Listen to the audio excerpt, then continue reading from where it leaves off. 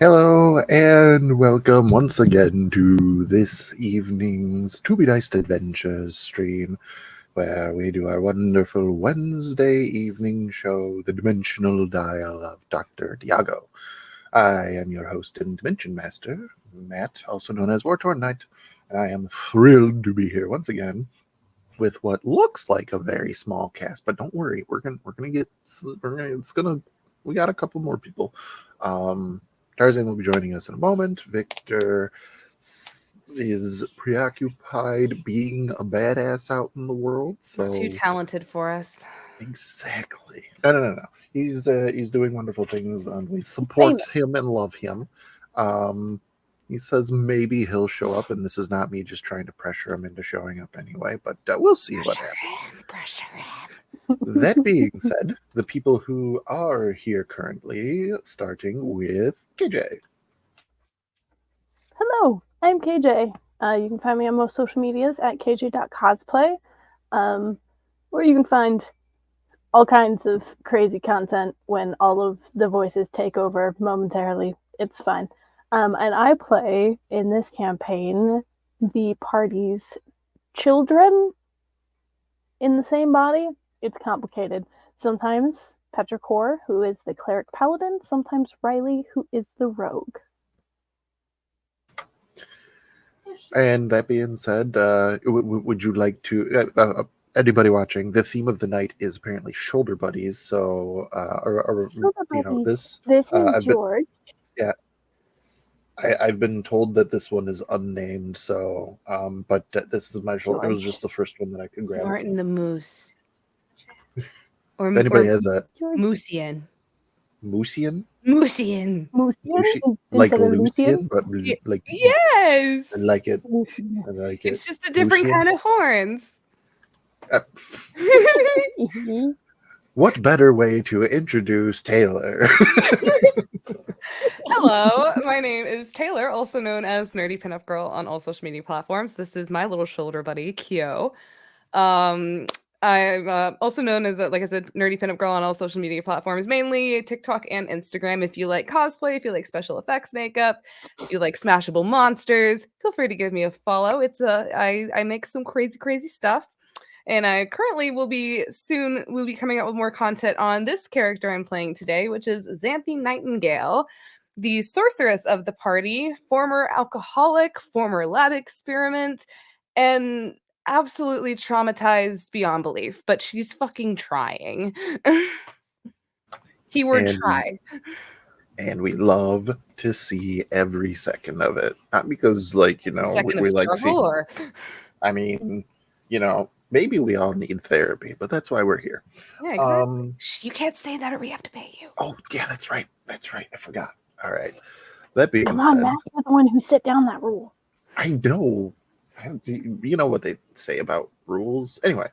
Meant to be broken. So, that all being said, last time on the dimensional dial of Dr. Diago, it was the aftermath of the party's fight with Draven Gurugari, who was attempting a coup of the city, and it was the party coming to terms with everything that had happened in that time. There were some very heartfelt conversations between members of the party trying to really understand what everybody's about and why everybody is here and why they do the things that they do. 41 episodes into this campaign, we had introductions.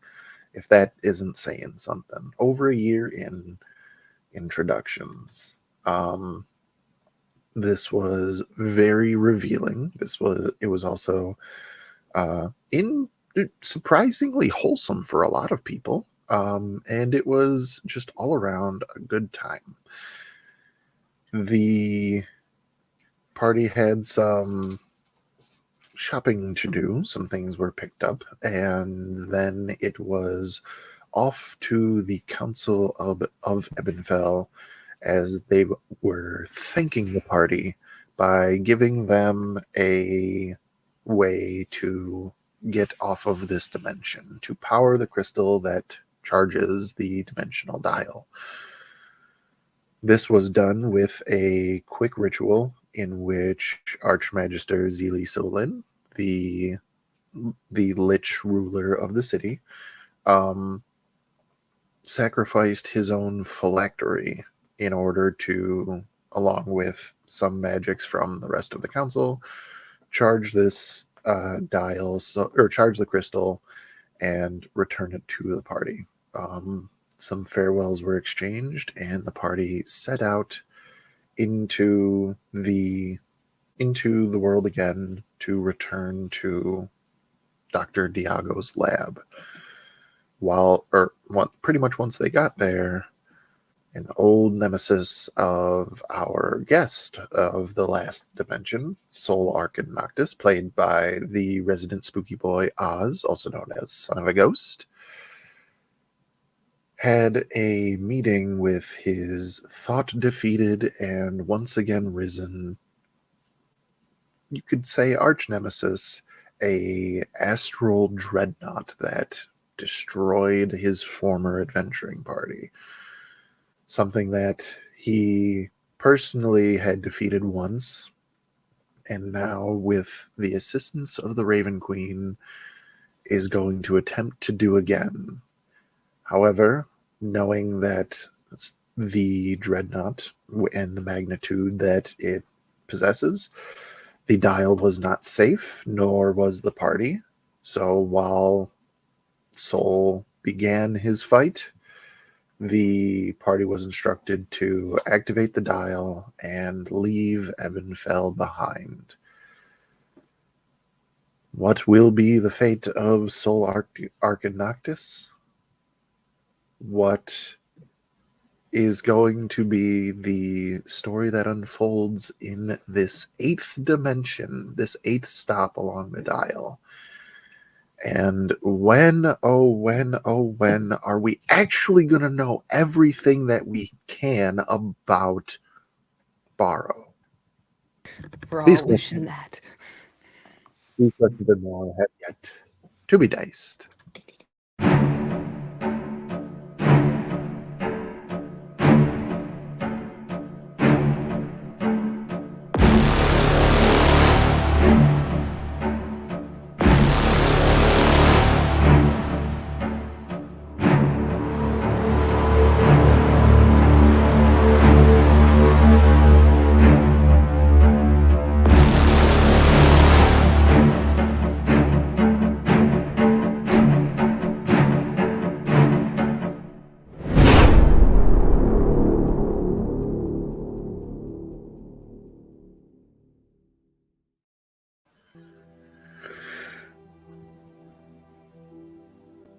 A flash of arcane energy, and once again, everybody's vision is consumed by bright light as the world around them fades, and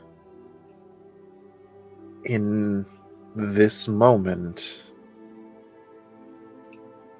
I would like both of you to make a perception check. This makes me nervous.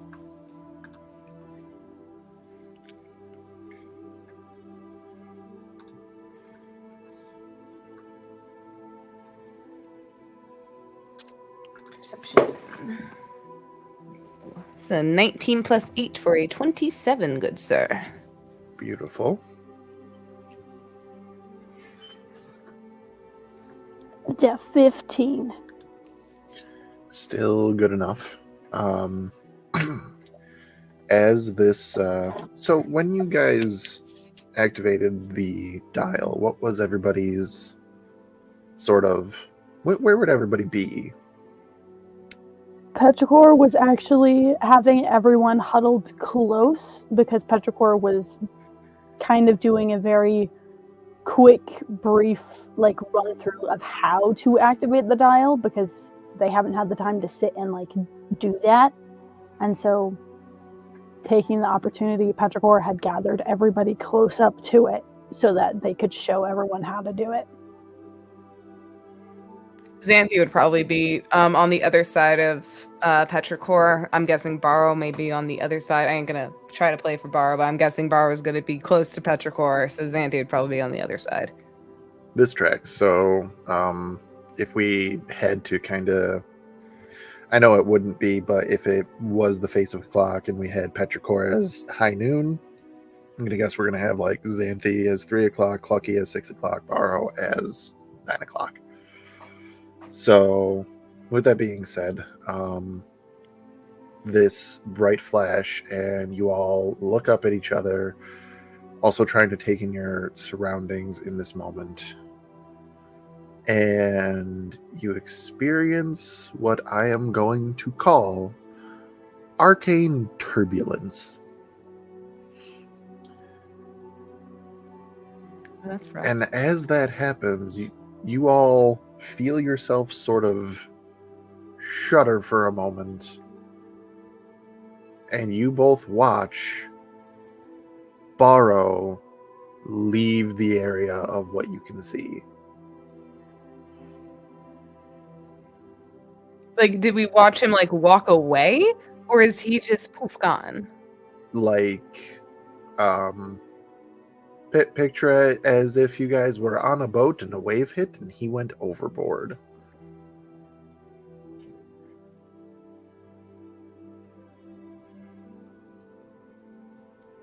This makes me nervous. And with the briefest moment to react after seeing this happen,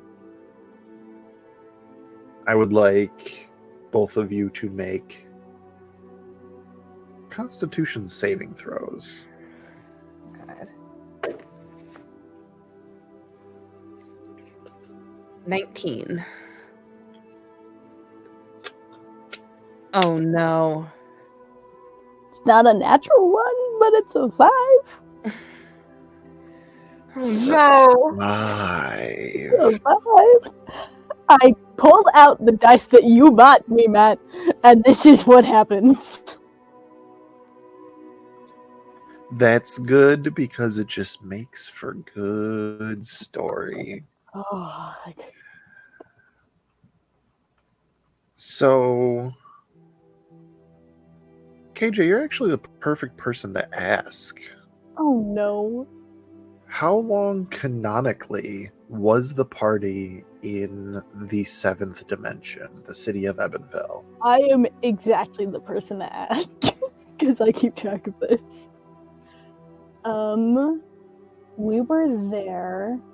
Jeez, I forgot there's 5 fucking pages of notes for last dimension.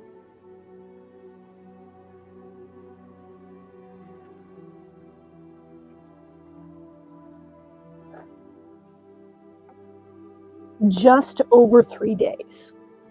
3 days.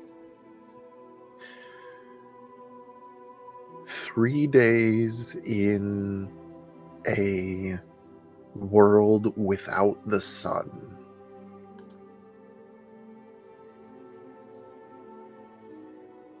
And then the first thing that you see is daylight. Petrichor, you are blinded for a minute.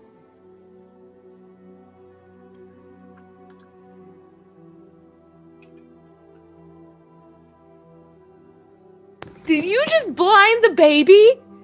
For a minute? You know how long a minute is in D&D. 10 rounds. I mean, I'm not going to put it in terms of initiative. That's not necessary. Anyway. With that being said, Xanthi, you also have this moment where where you have to really shield your eyes because it's the first time that you see sunlight in 3 days. So maybe this is Petrichor getting used to the human body and actually seeing like such a drastic change. That checks out.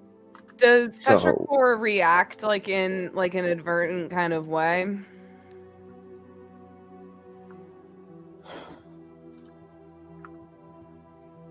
I think what happens is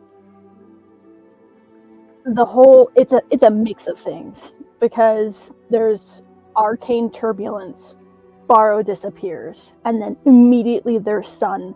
So there's this immediate panic and concern as my person's gone. And then being blinded by the appearance of the sun and still getting used to the habits and mannerisms and functions of a human body, and not expecting the kind of pain that comes with this kind of drastic change from light to dark, and not expecting it because that wasn't something Petrichor had to deal with before. That it's not even necessarily that they're legit. No. No! This is what happens when you blind the baby, Matt. It's fine. It's okay. It'll buff out. It will buff out. R.I.P. the party.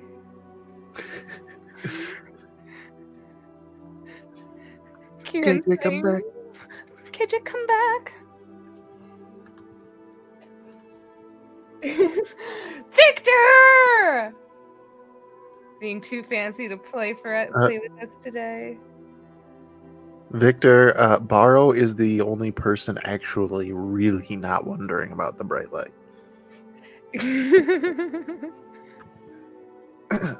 That being said, I will take this time to, while KJ is returning, to Xanthi, what you see is you are in the doctor's lab yet again. It's still bright. The top is missing, which is allowing the sunlight in. But there doesn't appear to be any furniture like normal in the lab. There's no table, there's no bookshelves, there's no chairs, none of that like you normally are used to seeing. The dial is still dead center in the room, and the walls appear to be made out of some yellowish stone, and the floor is sand. Ooh, desert. I hate it. I will go full Anakin. Out of context, just hearing sand was very interesting. So pretty much the roof is off this thing. My first question though is, does it look like the roof has been torn off, or is the roof like, because the dial I would imagine kind of looks like a sundial. Is the roof like, does it look like it's been ripped off by a storm, or does it look like it was just built without a roof? More so just weathered to time, I would say. Are there chunks of roof around like the room? No? Okay. And there's no furniture, you said, just the dial. Just the dial. Any markings or any sort of footprints? I can roll a survival check, or... I'll take a survival check. Also, we'll be looking for Borrow's, like any sort of direction Borrow may have gotten, yeeted. Wouldn't that be fun? I know, right? Survival.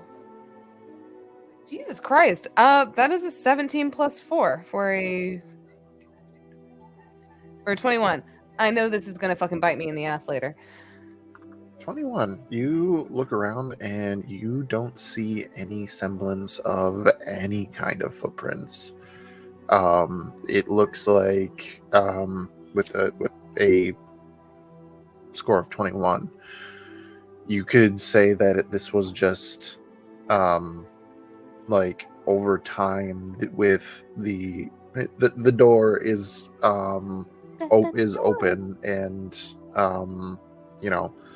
The wood is splintered and cracked. The windows, the shutters are missing. So, and then with the roof at some point, caving in a bit, and all this exposure to the outside, this has just been slowly but surely filling with sand. Abandoned as fuck. Got it. Okay. Upon making sure that there's no danger or anything around and seeing Barrow gone, Xanthi is immediately going to turn to Petrichor and just knelt down beside them and be like, "Hey, you okay?" And they're just squeezing their eyes closed and open. They look in pain. Xanthi is going to take one of her silk scarves off of it, and she goes, "Look, we're going to find Barrow, but right now, until your eyes adjust, let's just do this." And she's going to gently wrap the cloth around their eyes and go, "Why don't we take this time to maybe let you practice what Barrow had taught you about a few things? Maybe you could hear anything around us, or until your eyes adjust, maybe just use it as an opportunity until we find the rest of the gang." Is Clucky with us? Yes, Clucky is with you guys. I'm guessing he's just staring at the sun. I have my assumptions of what Clucky would do, but Yeah. we know Tarzan will be here momentarily. Mm-hmm. So yeah, We'll let Clucky do his Clucky thing. But you know what? I'll throw it out there what my guess is, because he's not going to see this part. My guess is that Clucky, seeing the sun, is immediately going to scream, "Wake up, fuckers!" There it is, "Wake up, fuckers!" And Anthony can no longer hear. But after having the scarf tied around Petrichor's eyes, they just kind of cup their eyes and their temples, almost hoping that maybe the pressure will help ease the pain that they're feeling and help, settle everything. And then once feeling a little bit better that they can handle what's going on, will lower their hands and stand up and just kind of, very similar to how Barrow does, just kind of perks their ear towards where Xanthi is. What are we gonna do? Well, first we're gonna gather ourselves, and I think the best thing we can do is see if we can find a direction in which wherever Barrow went. And like I said, there was no even sign of where he was yeeted to. You guys did not see where he ended up. I mean, from where he was standing, it was just backwards. He was thrown back. But I raise you. I raise you. As someone who worked on the dial, in the theorizing and hypotheticals in the process of making the dial, I'm sure things like arcane turbulence and shunting of you to a location that wasn't planned was a possibility that we thought of. What would Petrichor think about, have come to the forefront of what that could have potentially done to Barrow and where he might potentially be? Give me an Arcana check. Thank you. That's exactly what I was going for. Victor is fucking tearing up the chat right now. Would I roll you? No. You rolled a 2 last time. Yeah, so that's out of the way. I'm gonna give you one more chance.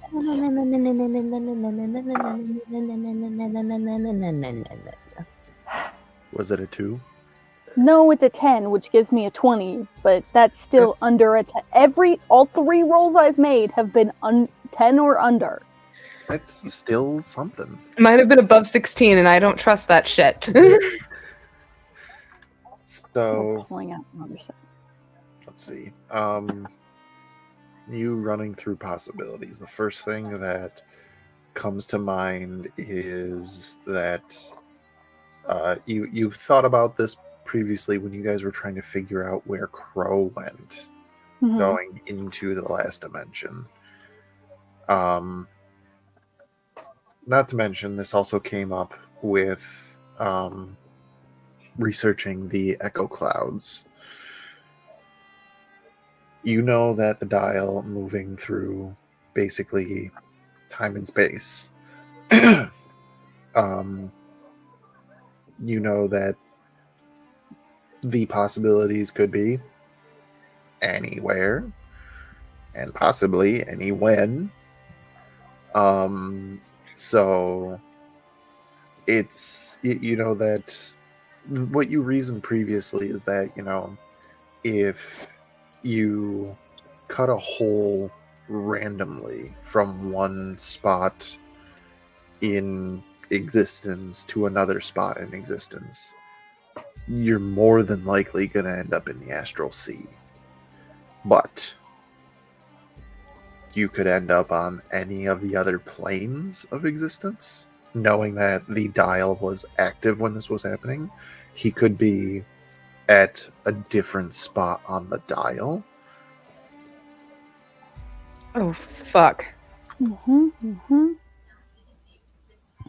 Petrichor's going to have all of these possibilities revolve through their head and just kind of put a pin in it and isn't going to say anything because Petrichor knows Xanthi's mannerisms when it comes to worst case scenarios and doesn't want to immediately jump to that.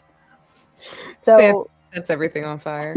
So Petrichor just puts a pin in it and will just kind of instead focus more on what they're hearing around them and within the 10-foot blind sight that I do actually functionally have.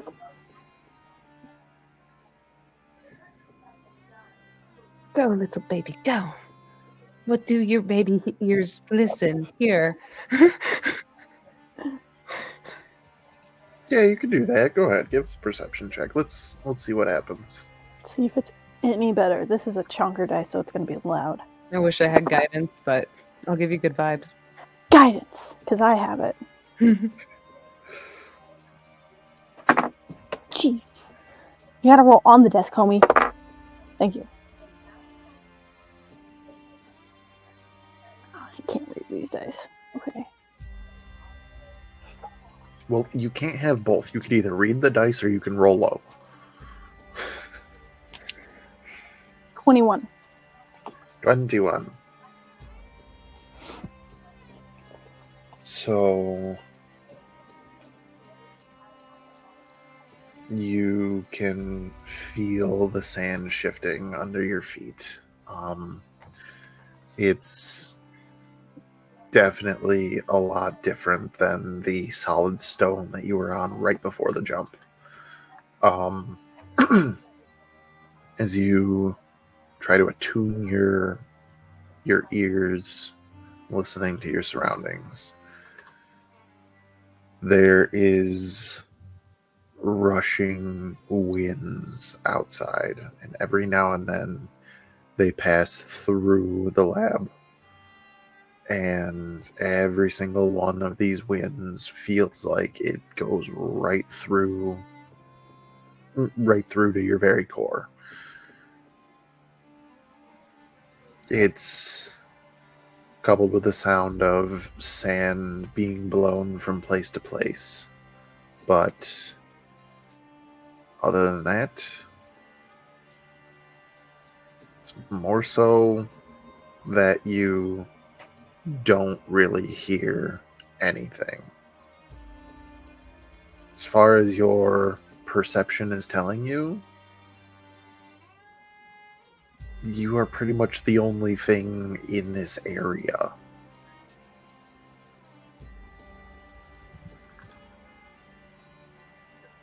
You're muted, fam. You're muted. I'm aware. I wasn't saying anything important. It's all important. We need to hear the It's shit not. talk. It's just me going, lovely. See, it's important. He likes to I know hear that the I've done my job. tone of voice. Yes, that's my affirmation.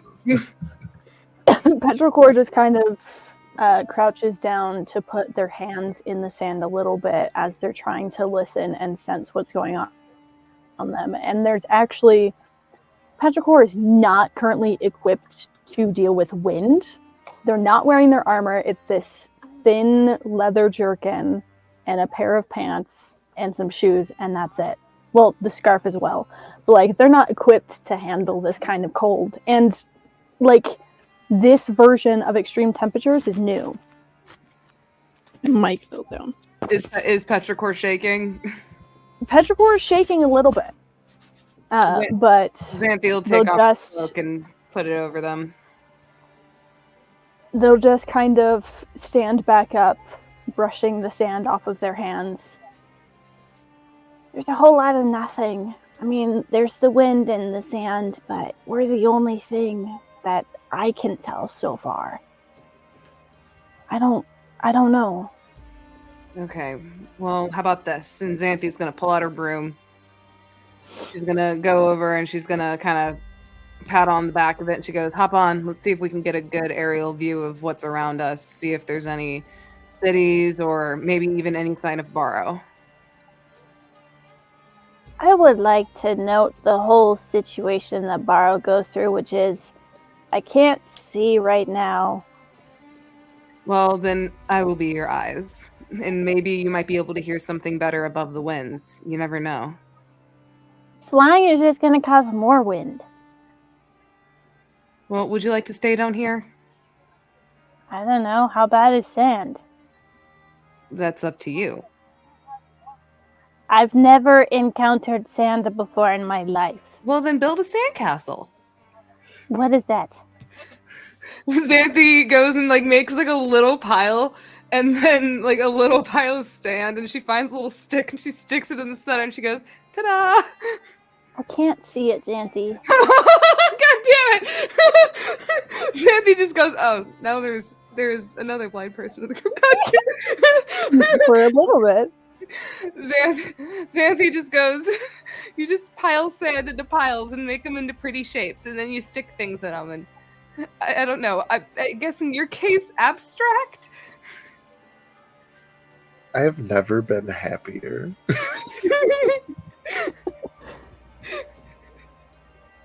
Theoretically. I could feel the bombastic comment side of eye Barbara. from your wife. From It your was partner. indeed a bombastic side eye. You and your bombastic side eye. Taylor could feel it. Well, it was very well timed. Matt's body took a screenshot just then.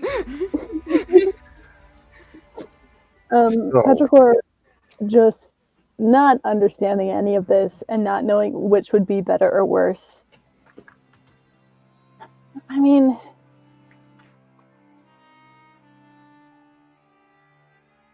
Whatever's better for everybody else? I don't know. Well, considering Barogon, and it's not that I don't trust you, but we're in a completely new terrain, and we got to make sure we stick together in case any of us get separated like Barrow. So, you mind joining me for this little broom ride? Sure. All right. Theoretically, they are with Clucky. Just Yeah, Tarzan's not here.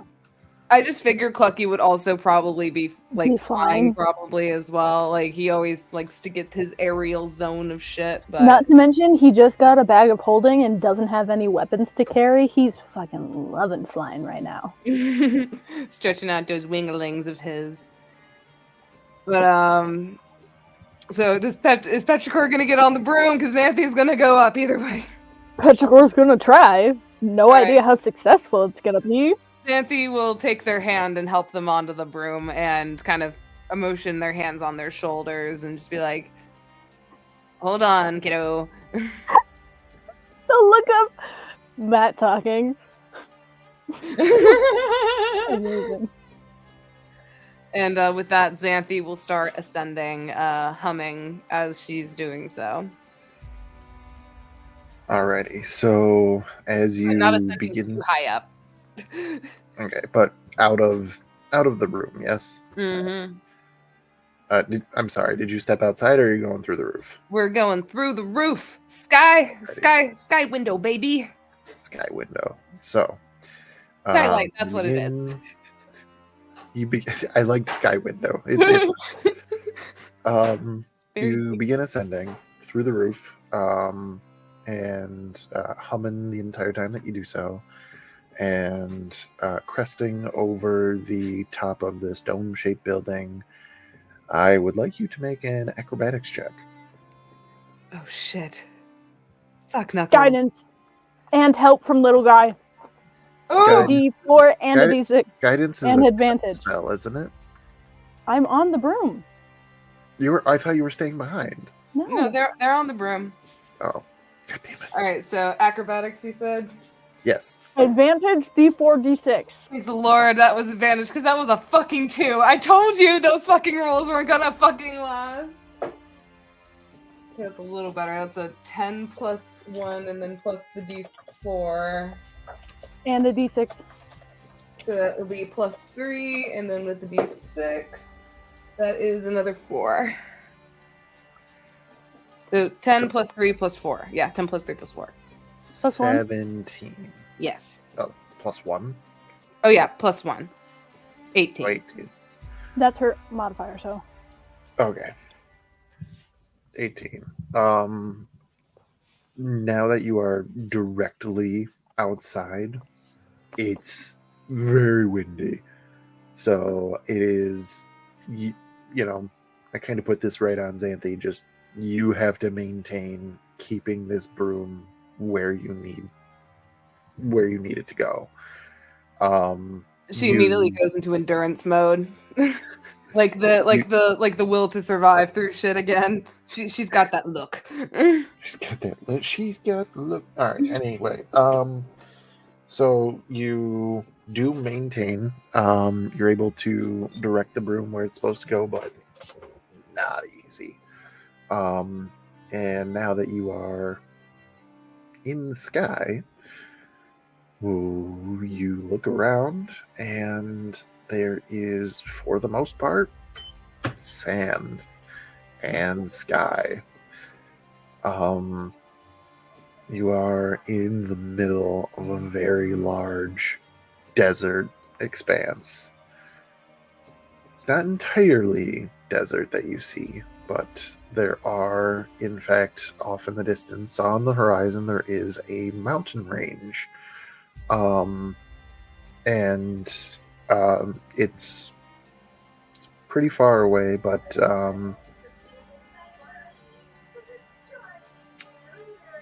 go ahead and make a perception check for me. Guidance advantage D6. Okay. Well, first was an 18. And so that'll be 18 because the other one was a 4. Guidance. That'll be a plus 1. The D6 is a 5. 24 plus your modifier. For perception is plus 8. 32. Where's Borrow? Show me the blind one.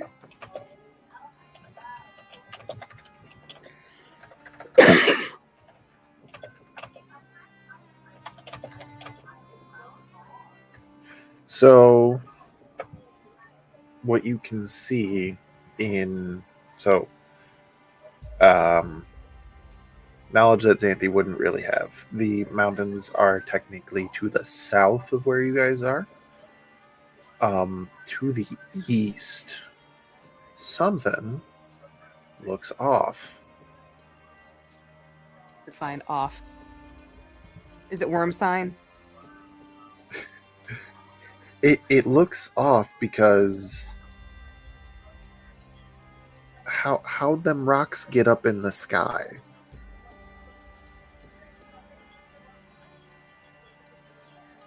I will say, Xanthi, upon seeing these rocks just levitating, you can, like, Petrichor can audibly hear them going, wow. Petrichor, it's probably what been is about it? a minute. I mean, sure, but I'm still wearing the scarf. That's up to you. Just letting you know that it's been about a Yep. minute. What's going on? How's your sight right now, kid? Like, because this is something that you kind of got to see for yourself. As I have never seen anything like this. At least I'm kind in... of scared that if I take the scarf off, the sun is going to hurt my eyes again, so I'm just going to stay like this for a little bit. Okay, well, if it will help I you, have made Petrichor, whenever you do decide to take off the scarf, make sure you close your eyes beforehand so they can adjust, and then you can slowly open them, and that'll help with it. Okay, but what's happening? Because There's floating rocks in the sky. What? There's floating rocks in the sky. That makes no sense. Well, I think the same thing, but there's floating rocks in the sky. Where are they going? Are they getting closer? Are they what's moving, happening? or are they just... Is it like fucking Laputa up in here? You rolled like a 30-something? Yeah, they are. 32. They are distant away from you, so with that, you can tell these are massive. And they definitely are moving. Is it like... Does it look like it's moving in like a gravitational kind of way, or like something like something like a centered around magic? Kind of in a way like clouds should drift across the sky. Okay. Then Xanthi would probably describe it as it literally looks like a mountain range is floating across the fucking sky. What? I told you, it's something you gotta see for yourself, but... Maybe we fly close to the ground.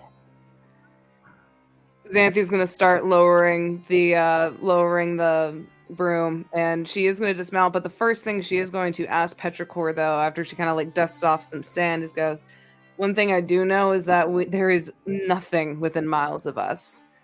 Do you still have that control and destroy water spell? Or create and destroy water spell? I have not chosen my spells for Petrichor since we last took a rest. Oh god. So... Probably not. Well, like, I haven't chosen my spell list for the day, so I could choose whatever I want, honestly. I'm gonna do Mathicus? that real fast, because I was Riley when we woke up, so... Known spells... Which ones do I think I'm gonna need today? I'm gonna keep that one. The fact that we're surrounded by sand makes me so excited because I have so many fucking big brain ideas. We'll take that one. Don't mind me, audience. Just an a unprepared cleric. spell shopping. I'm imagining Petrichor's eyes just kind of like gloss over. You wouldn't be able to see anyways. Oh yeah, wouldn't be able to see it because of the fucking scarf.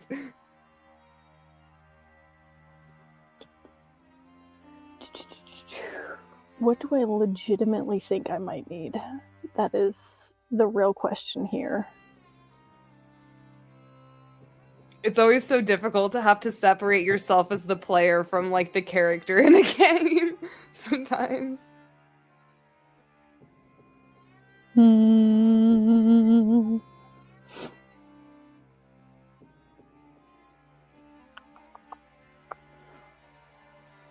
There's so many, you guys. There's so many. Yeah, because you're level what cleric now? Level 10 cleric. Yeah, so that's 5th level spells, bro. Mm-hmm. Smash. I almost always have this spell, which is so funny to me because I haven't had to use it often, but when I have, it has come in such clutch. Clutch or cluck? both, because Yeah. it's mainly been used on Clucky. Enhanceability? Yes. When you said used on Clucky, I was just like, it's We'll a take buff that one. spell. It's a buff spell. We'll take that one. We'll take you. Enhanced ability. The magic roids. Take that one. We'll take.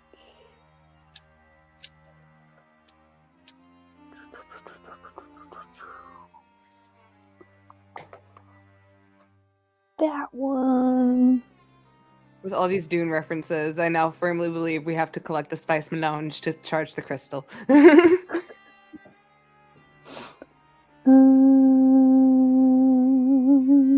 Sure. So, in Okay. all fairness, the new Dune I haven't seen despite trying to I haven't watch seen 3 it. times on a plane recently, but I was so tired I fell asleep every single time. It's fucking amazing. I haven't It's not in seen theaters. either of them. I You have would to like see the to. 1980s one first, though. I have would like seen to watch none all of them. I just haven't, and I was a sleepy boy when I tried, so it wasn't far. It wasn't fair. Okay, Hard. refresh my memory. What did Xanthi ask Petrichor? If they had create and destroy water, That's a pull. I've only ever used that spell once in game. I used it a few times when you guys were in I've the used Red Zone it. Dimension. Yeah. I Because only we remember used using the it. water as currency. Yeah, there was talk That's what about I you mean. being sold That's into the- slavery because That's of the this. that's the one time I've used it is for that. Well, you've used it more That's than the only once, time but I've- like in that instance. Well, yeah, but it was all within like one day Yeah. because we only spent I think we spent like 2 or 3 days in that dimension, and I only really functionally used it very minimally. Well, that spell also gives you Anyway. a shit ton of water for It one gives you casting. 10 gallons. Yeah, that's a lot. Petrichor just kind of leans closer to you so that when they speak, you'll be able to hear them and their voice won't be lost in the wind. I think so. Why? Well, like I said, we literally have nothing around us for miles, and we're probably going to need a lot of water if we're going to be traveling, whether it's on foot or, and I don't know how safe it's going to be to travel by air, though. The winds out here are so fucking rough. Okay. I'm just saying, we may need water. Okay.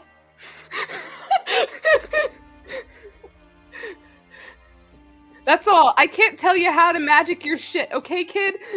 I'm also just going to point out you have a Goose's Roost branded decanter of Yes, endless water. Ah! You do. Which, Stupid fucking water. listen, I am in the planning stages of making that thing in real life I'm so happy. will happen. I'm so happy. You'll have to send me like a reference of what you imagine this thing to look like so I can get it accurate. Oh my god. We'll talk. I say we commission talk. Claybeard.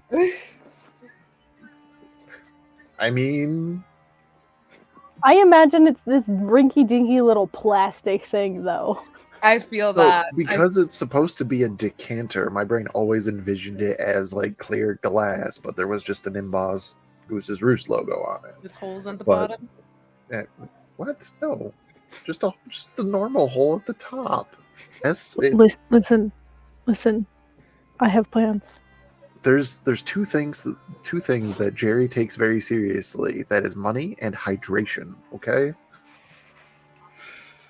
Of course, fucking the goose would be on water TikTok. Absolutely.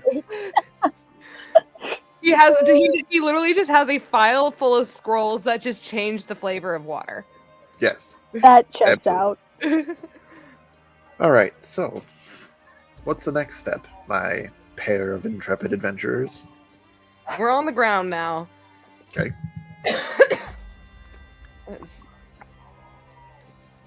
I think, regardless of whatever we do next, Petrichor is absolutely struggling to walk through sand. Oh yeah, sand is difficult terrain.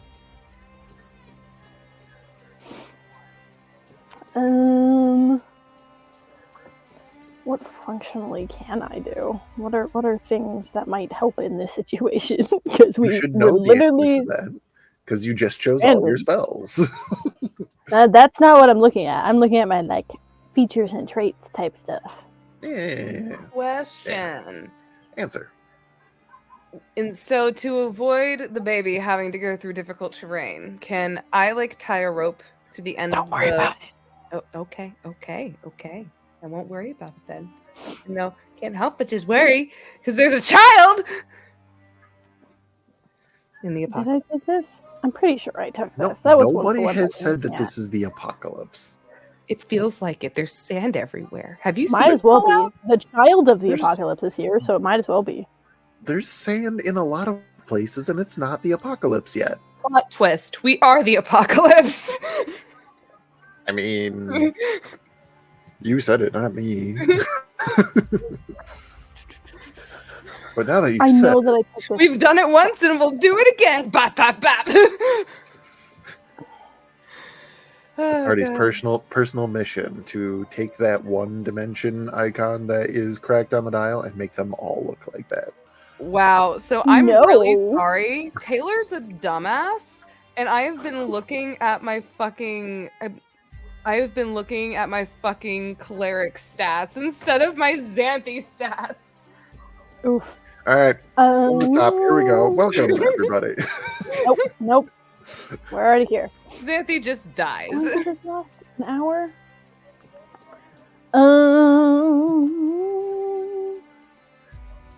Is it just one person per? I think it is. That's unfortunate. What Petrichor will do is keeping a hand somewhere on or holding onto Xanthi just to keep some form of solid knowing. We'll cast freedom of movement on both myself and on Xanthi. Oh fuck yeah! You know what else is So also for the next hour, the What'd you face. Why the face? For the next hour, the target's movement is unaffected by difficult terrain, and spells and other magical effects can neither reduce the target's speed or cause the target to be paralyzed or restrained. The target can spend 5 feet of movement to automatically escape from non-magical restraints, such as manacles or a creature that has a grapple. Finally, being underwater imposes no penalties on a target's movement or attacks, but there's no water in sight, so I'm sure that's fine. Unless you Okay. make or create it or destroy it. Before he has an aneurysm. Hi, Darcy. I will fucking that happen. Yeah, you were doing it for a very long time. I was We're on worried that your face was Arrakis. gonna get stuck. Hi, I made it. You sound You like guys a hear me? robot. Oh shit, yeah. Turn off your That's mod. right. Yeah, that's right. I forgot about that. I was playing Helldivers earlier. Hi, it's me, the Tarzan of the Daddy variety. I have made it. In other news, I cut my hair. What? You did? Hmm? What? It looks healthy. Look how short it is. It is shorter, yeah. It's so much shorter. Feels so healthy now. The lady was like, "You got like 5 inches of dead growth in your hair. You need to cut off." I'm like, "Oh, how delightful." That's why I'm cutting all mine off here in a few weeks. Smash. Hi, how's it going? What did I miss? We're in Arrakis, technically. What's Um, Arrakis? Tomorrow is gone, and we're in the desert. yeah, Varro Ooh. got yeeted, and there's floating rocks in the sky. Oh, and the sun's back, by the way. Oh, that's good. Okay. No, We've no more aneurysms. We've already pretty much established that Clucky probably said, wake the fuck up as soon as he saw the sun. Accurate. But Very we accurate. just looked around. There was a mountain range in one to what you said, the north or the south, and the deep south, and and in another direction there is a floating mountain range with floating rocks. Oh, and the baby is blind. Well, not anymore, but the baby is currently has a blindfold on because the sun hurt their eyes. I made Petrichor fear the sun. It just reminds me of that one fish from SpongeBob. My eyes! Accurate. So, okay, cool. No one's dying yet. Cool. In other news, I will also point out, since it is something that's going to come up for Clucky eventually, Xanthi took off on the broom and, once exposed to the elements, had to make an acrobatics check to stay aloft. Is windy. It's windy as fuck, boy. Windy. And currently, Xanthi and Petrichor have freedom of movement. Yeah, that's a good point that Taylor has made in the private chat. Tarzan, the theme of tonight is shoulder buddies, so get with it, all right? Get Tater. Let's go. he's currently in the room with my son, watching over him like a predatorial guardian. So This is the way. I love how your son has their own little guy. essentially, Gotcha.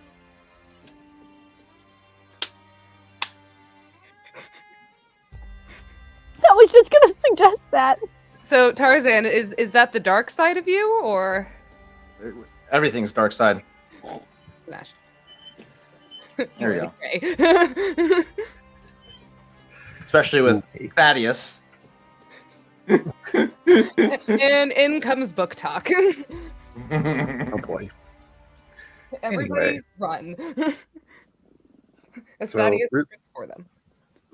So I will take this opportunity to allow Clucky to experience this dimension for the first time. So, yes, you showed up in the dial. Borrow, you watched experience arcane turbulence and did not quite make the trip with you guys.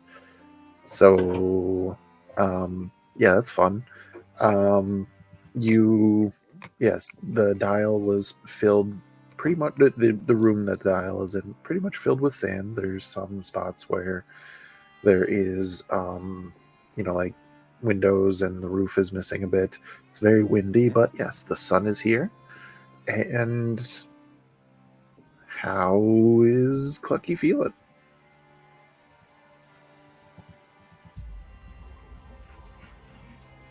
How much time did we spend, and how many days did we spend in Shadowfell? Or Just over 3 days. 3 days. Oh yeah. Like, I think Clucky would burst out into tears.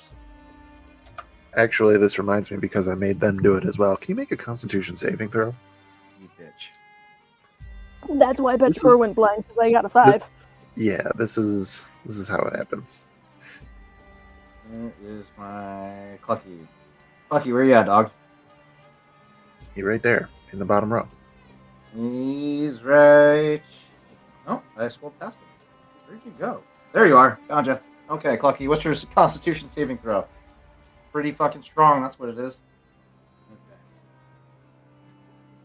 We're gonna roll big cluster here. Mr. Clucker. Mr. Cluckers, let's go. Oh, I don't like that look. 15. Not my strongest save. It hurts. Yeah, It hurts really bad, yeah, but you're not blinded. yeah, buddy. Clucky's just staring directly into the sun. Probably. Just like marveling at it, like, oh, thank the gods. Oh, there's a fucking sun here. Oh, thank you. There is Sir- only one sun, right? There's one son. Okay. Yeah, I think he just Actually, there's breaks- 17. he just like Guys! bursts into tears and just starts kissing the ground or pecking the ground in this case, and just pray uttering a little prayer to the ancestors, thanking them for guiding him to a land with sun. Xanthi will let out like a slight chuckle at the sight. You're pecking at the ground? Petrichor is confused as they're feeling vibrations of Clucky pecking at the ground. So actually, fun fact, from what I did pick up about Dune, they actually have something that is not scientifically accurate, just saying. Sound waves do not travel well through sand at all. And it's actually a very good way to dampen sound. So All I'm saying is that Petrichor within 10 feet has blind sight. blind sight, yes. Blind sight and tremor sense are not the same thing. I mean, sure, but like, Blind sight. there's still some weird shit going on with Clucky, and Petrichor's confused. To be fair, that's an accurate assumption at most of the time. Truth. Clucky's always doing weird shit. So Clucky doing is chicken pecking at the things. ground. Are you still in the dial room, or No. We- he would have stayed I with the group. Probably would have lowered I mean, back into we the dial room started- because it would have been some kind of cover. I feel like that's fair. We have no game plan yet.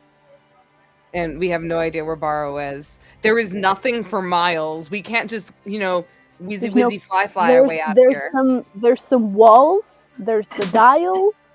There's a mountain range way off in the fucking distance with some floating rocks above it, and a whole lot of sand for as far as the eyes can see.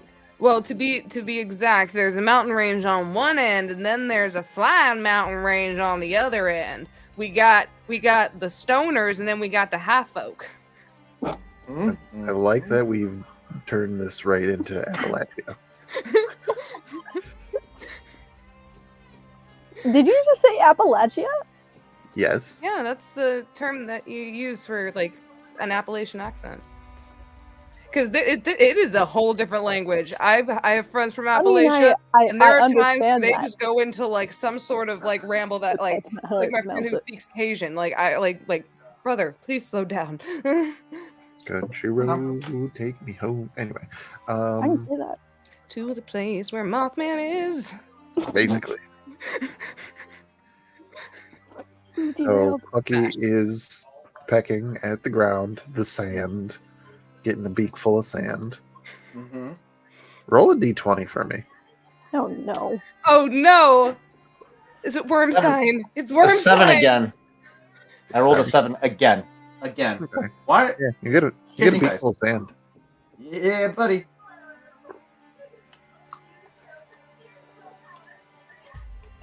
A little grainy, clucky. Yeah, I don't think this is great farmland. I would No. imagine, considering there seems to be nothing growing around here. That's I came to the same understanding. Nothing can survive out here, so we might need to move along.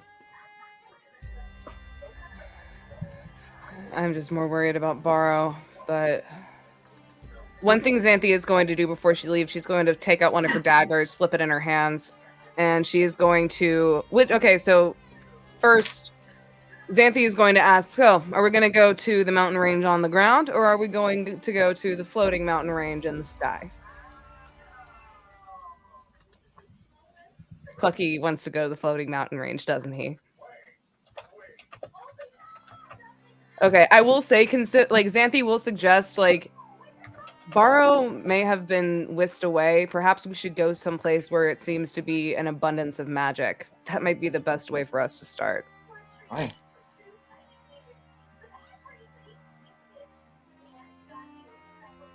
Makes sense to me. Petrichor, thoughts? Hmm? I was saying, considering Barrow might have been knocked back by or pulled away by something arcane or magical, I figured we'd probably go in the direction that seems most magical, and flying rocks seems pretty magical. Hey, that thing you wanted to put a pin in? Xanthi's taking the pin out. Oh shit! I forgot about that. Fuck no. Scratch that. Like, well, Fine. but No, I will say, like, nope. You've said it. You said it. No, you have said it. fuck. You said it. Oh, what's going on? Petrichor, listening to you theorize about these kinds of things, Petrichor's just like, no, that's not quite how that works.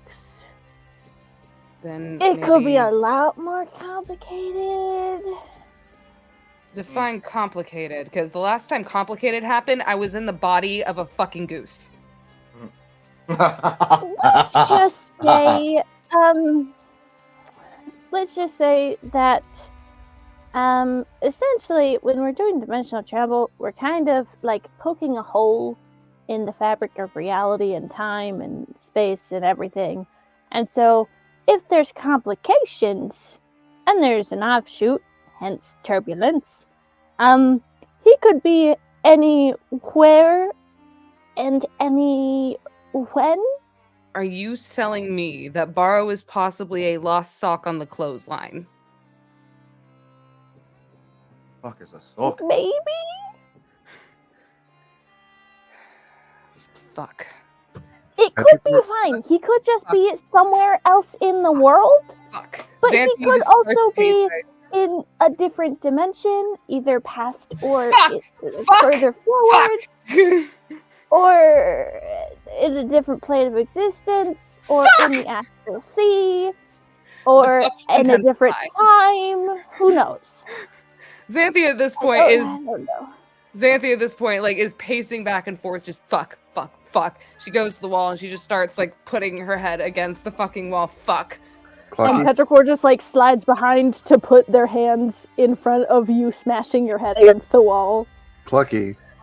It sounds like Xanthi's trying to speak chicken, but saying fuck instead of cluck. You're not using the quite the right dialect there. Oka! I know you gotta say it more with from the center of your chest, like deep into the core. You know what I'm saying? You go, fuck.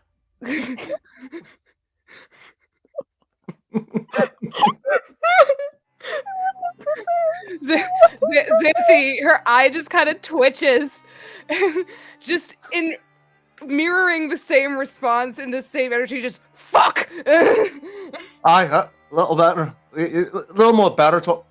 Is it better? Papa always said baritone. I don't know what that means, but he always said baritone. So a little more baritone, and it'll be right on the mark. I can't sing, Clucky. I don't know that. That's not true. All right. Looks Clucky very- baritone is a range of vocal ability in singing, for the most part. Men are not always baritone. Men can be baritone, women can't, unless you go through certain things. Anyways. I just want to point out that Xanthi attuned to a magic item by singing, and then you said Xanthi can't Yes. sing. Well, she was humming. She doesn't And then ever Petrichor sing. immediately She- refuted that sang. fact. And then you sang You the sang song. with Riley. Yeah, you sang Oh, the song yeah. from. Look, Xanthi doesn't consider you herself a sang good with singer. No one's ever said she was a good That's fine. singer. It's because Petrichor Xanthi's just canonically did. sang once. But Public. Xanthi at this point is just gonna be like, fuck. Well, we gotta start fucking somewhere, and I don't see any sign of Barrow anywhere. I so say we go towards shelter, and Flying Mountain does not seem safe for shelter. Yeah, that's debatable. When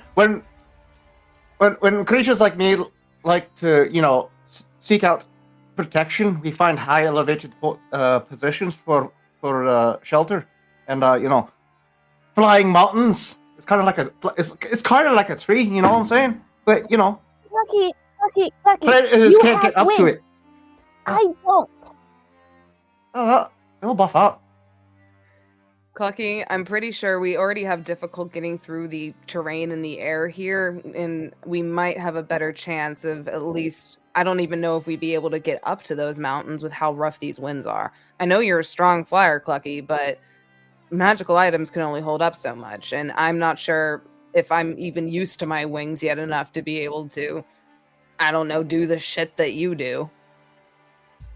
I'm just saying, for my own sanity, I would like to be solidly on the ground where I can actually sense what's going on. And honestly, Barrow most likely would also be on the ground if he's trying to look for us. So, Oh, what? If somebody doesn't want him to be able to see very far, they would want him to be suspended in air. now this could be a prisoner situation. Fuck! Flashback to Lovitar's dream sequence. Oh god. Don't you dare. Oh my god. Xanthi is gonna just kind of take a sigh, being stuck in the middle of the chicken that wants to go to the flying mountains and then the child who wants to stay on the ground. So she's gonna pull out a silver coin. Oh my god. And she kind of flips it between her knuckles and she goes, all right, since I can't be the one to fucking make choices and Barrow's not fucking here, I don't want to fucking pick favorites, so we're flipping a fucking coin. Heads or tails? Why don't we just ask the spirits? Oh, I forgot. You can talk to the spirits. Clucky, that's a good idea. I could also talk to a god, potentially. What does that mean?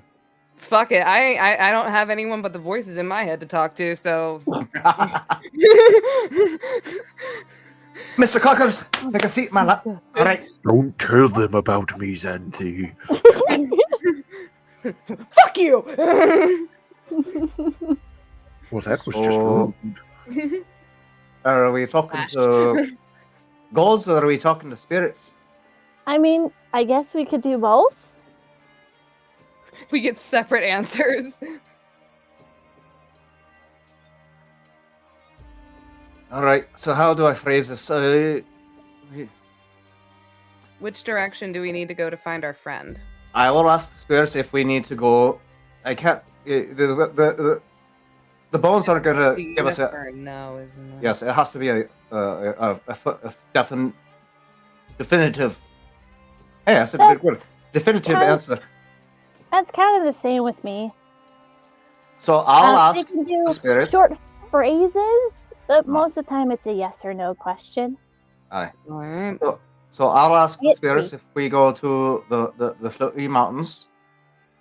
Hatchling, you can ask your god if we go to the grounded mountains, which is I boring. can ask 3 questions if we have others that we want to ask.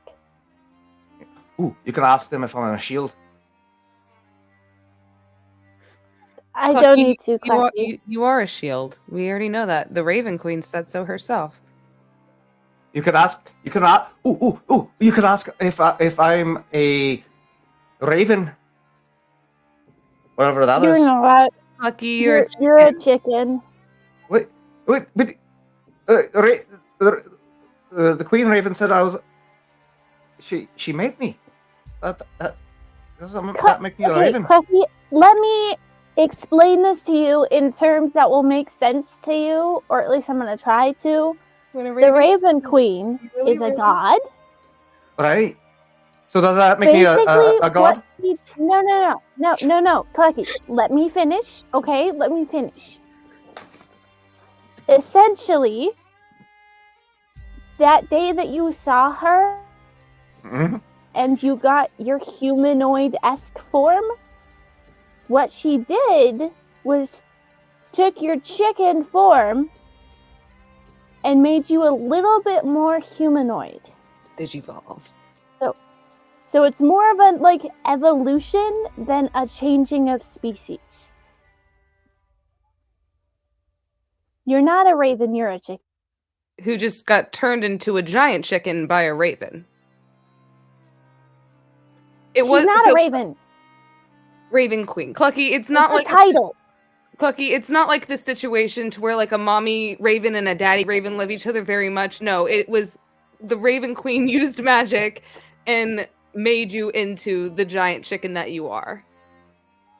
You're still the same. You just have a different form. You Are magic we people are so gonna ask fucking weird. gods or not? All right, so yeah, I'll ask the spirits about the floating mountains. Hatchling I'll let does. him go first. That way I can ask clarifying questions afterwards. And whatever we decide, I'm gonna carve some sort of something into the wall, so if Barrow can manage to feel around and maybe have somewhat of an idea if he somehow makes his way back here, so he knows where we're going. The only thing I'm worried about is Barrow can't see the floating rocks or the mountain. Wait, hold on. Before we do any of that, I could potentially solve this so fast. Sending? Yeah. Wait, don't we also have the fucking Barrow fucking tore up his earpiece. Wait, hold on. No, he has one, but they only work within a certain radius of each other. Well, we can always see So if he's in radius at all. I don't think he is. We can't see him. There's no way. Yeah, that's probably right. Petrichor is going to cast Sending.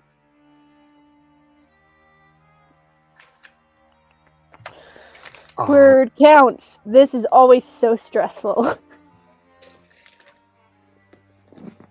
Okay. It's like having to write a tweet. 25 words, right? That's how it is? Whomst is your intended target? Borrow. And read me the stipulations of who you can target. You can send a short message of 25 words or less to a creature you're familiar with. The creature hears the message in its mind, recognizes you as a sender if it knows you, and can answer in a like manner immediately. The spell enables a creature with an intelligence score of at least 1 to understand the meaning of your message. You can send the message across any distance, even to other planes of existence, but if the target is on a different plane than you, there's a 5% chance that the message does not arrive. So you're saying there's still a chance? Yes, which we don't want there to be, but there is. Yeah, but I'm going worst case scenario. I'm like my brain is in the Xanthi mode. And I don't know how it works across time or other dimensions of existence, but Petrichor doesn't know that. Not really. So, Cast your spell. 25 words.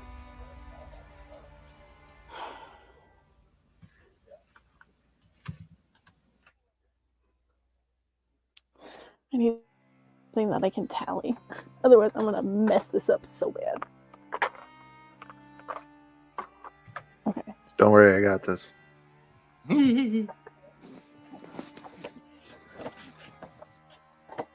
I can't.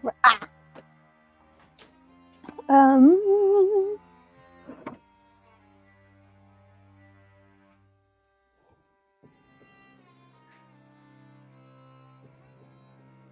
Patrick was going to turn back to the group. What do we want to tell him? What do we want?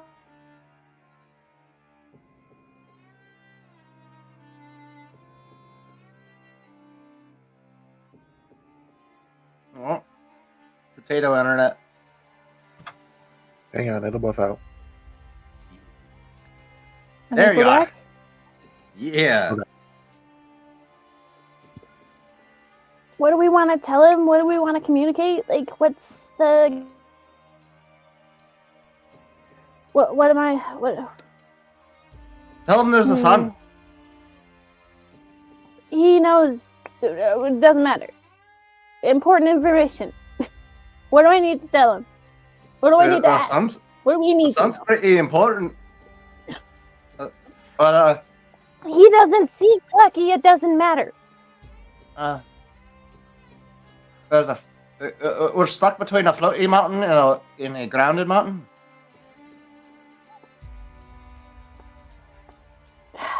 This is no help.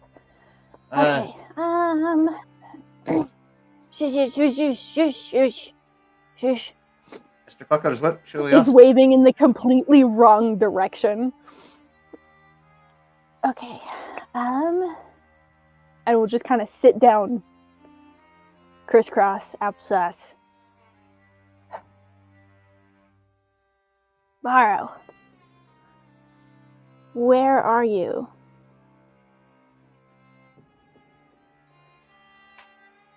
We are in a desert.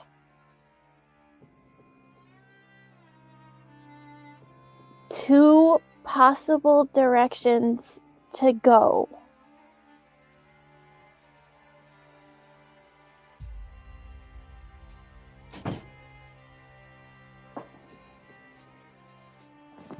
What I miss? We going? How can we find you?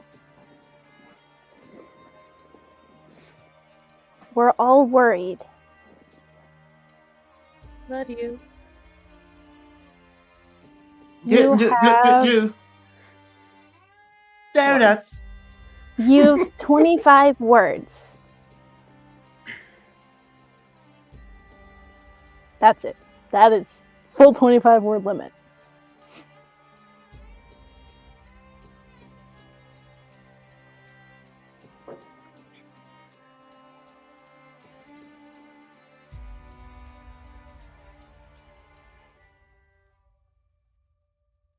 Instead of you have, they said you've as a conjunction so that I could put words at the end. Conjunction, what's your function? Be able to send some messages to my friends. Are you also counting 25 as a single word? No, Yeah. just the number 25. Compounded. Hyphen. Hyphen. I'll allow it. Love you, Matt. So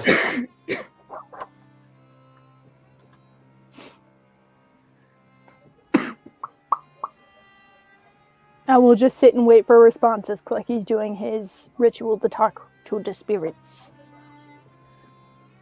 Xanthi will be drawing stick figures of the party in the sand.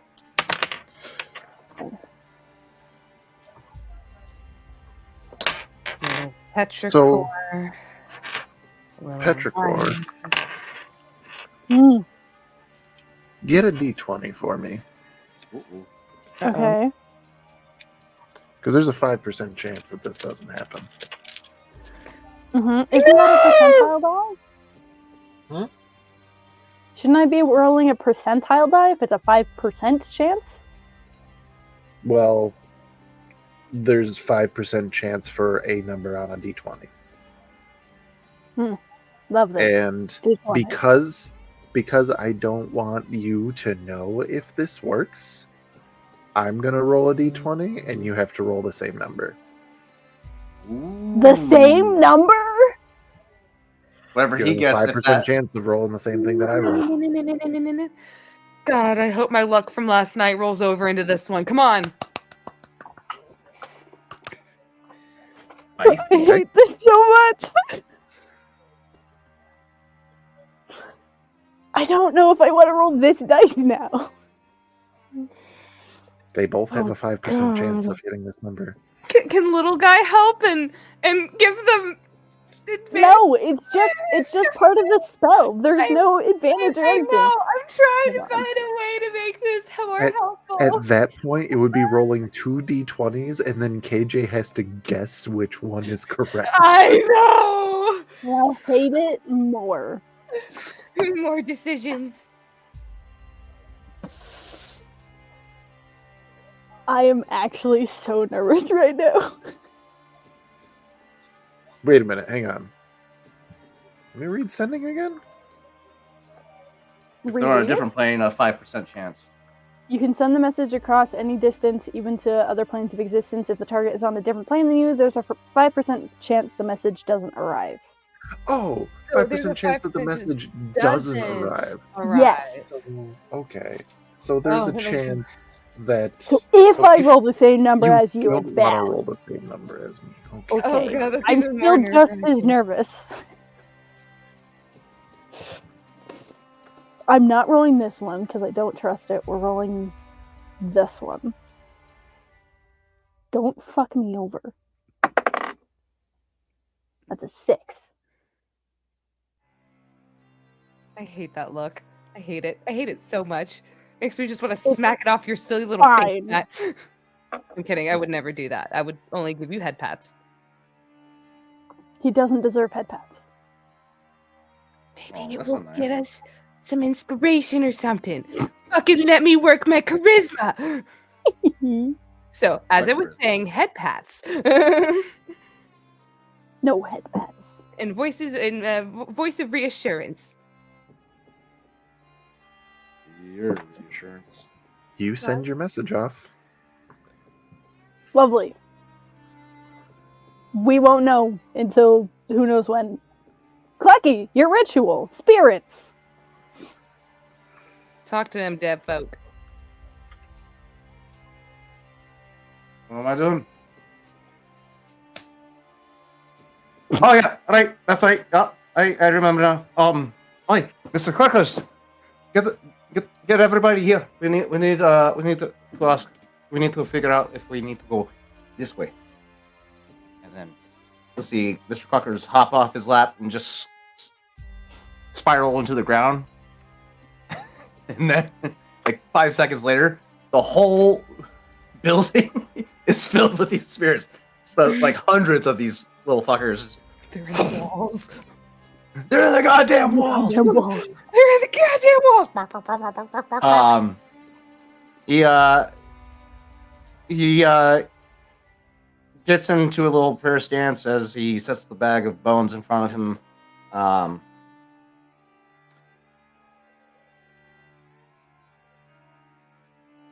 Hey guys, it's me, Clucky, Cluckerson again.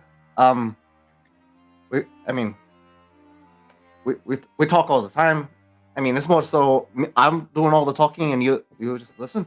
But this is the time that I need you to, provide me some guidance. That being,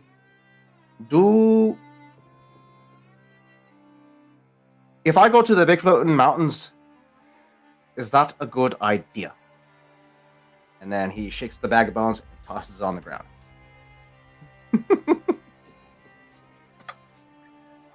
And for clarification, you can get wheel for good results, woe for bad results, both wheel and woe, or no results. Correct. Bones. If I go to the mountain, is that good or bad? Floating mountain.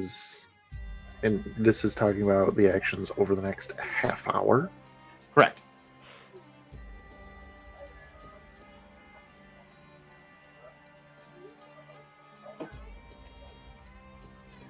Wheel.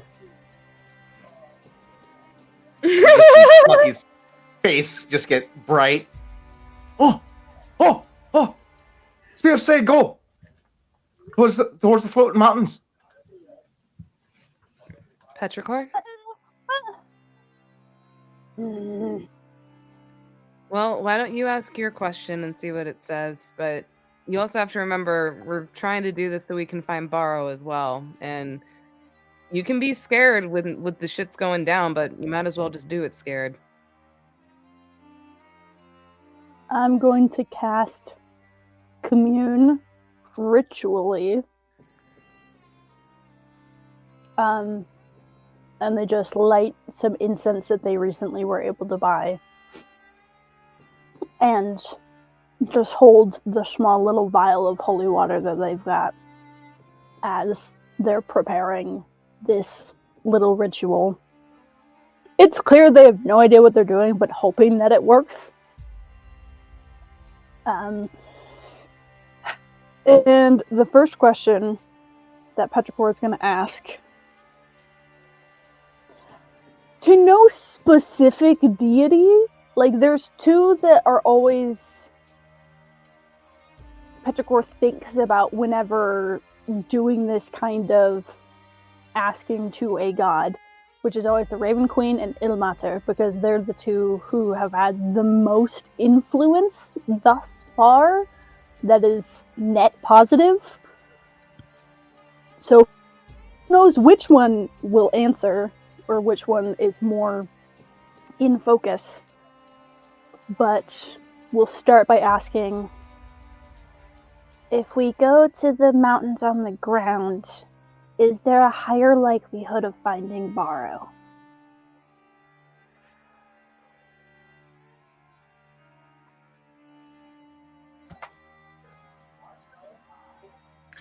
You mentioned just now that there are two deities that come to mind for you.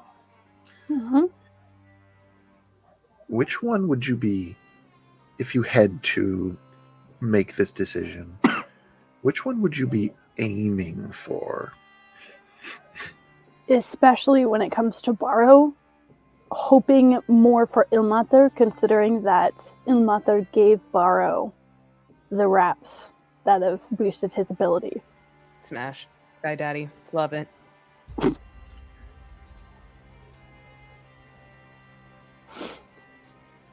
Bill would be proud. And this is a cleric spell? Mm-hmm. Okay. Would you like me to read it to you? No, it was commune. Yes. I would like you to make a wisdom check, including your proficiency bonus.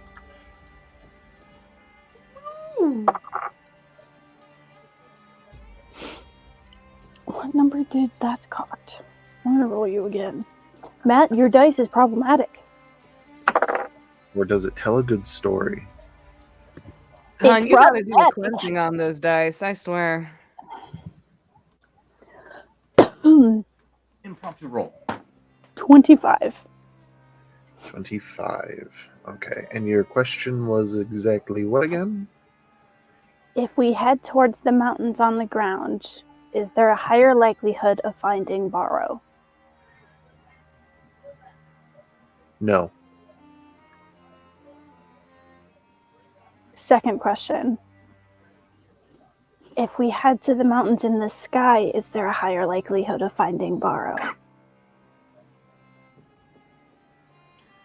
Yes.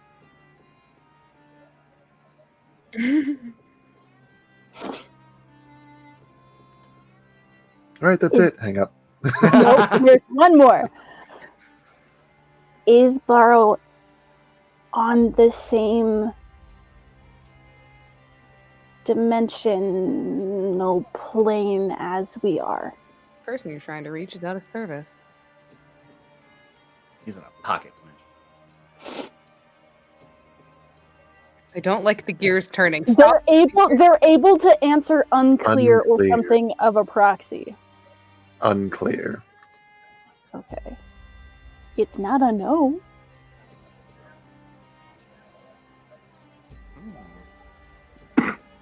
Okay.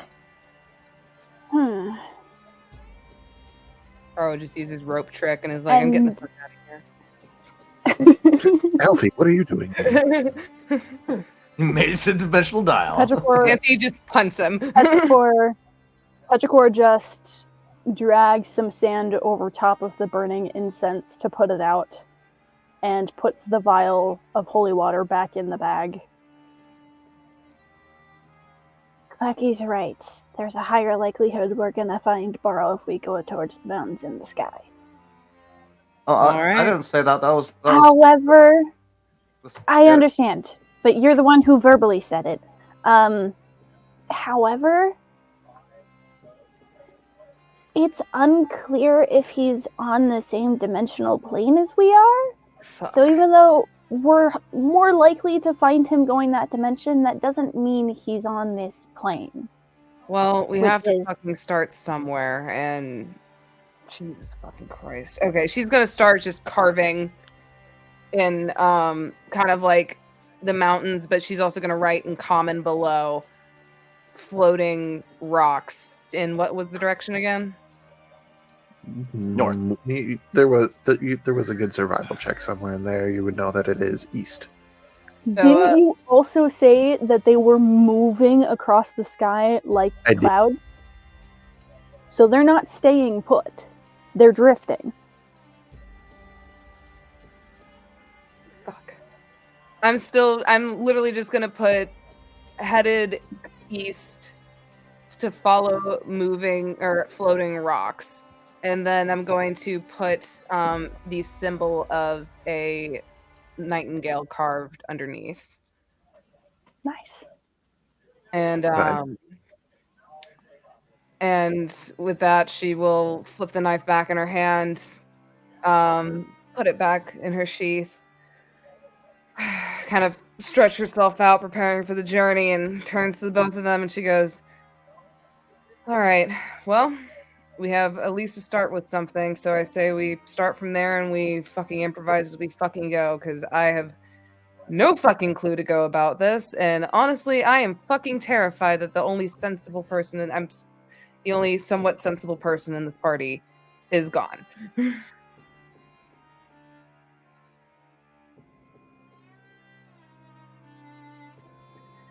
With that, she is going to head out the door, and I'm standing right here. Clucky, you're very sensible. I'm just saying, Borrow he's very level-headed, and he does a very good job keeping us from not going batshit, or at least me for the most part. But all our heads are level. I mean, it's Hatchling has a slight tilt, but they. I mean, it's body shaming the baby. No, it changes sometimes. I don't know. Sometimes it leans a little slightly to the left, and sometimes it's straight up. I don't exactly understand what's going on. You guys keep switching the hatchlings' names on me. I don't understand, but I've noticed whenever the hatchlings is called by a different name, the head tilts a certain way. Clucky, you do realize there's two of us here, right? There's two people inside of Petrichor's and Riley's head. Do you remember when we were in Petrichor, who... Okay, Clucky, you remember that moment that you said you thought was a dream? Yeah, I remember the dream situation. That was very strange. Okay, Clucky, that wasn't a dream. Right. You were experiencing. I remember. That's how me and Riley function. They share one body, but they have two minds and two personalities.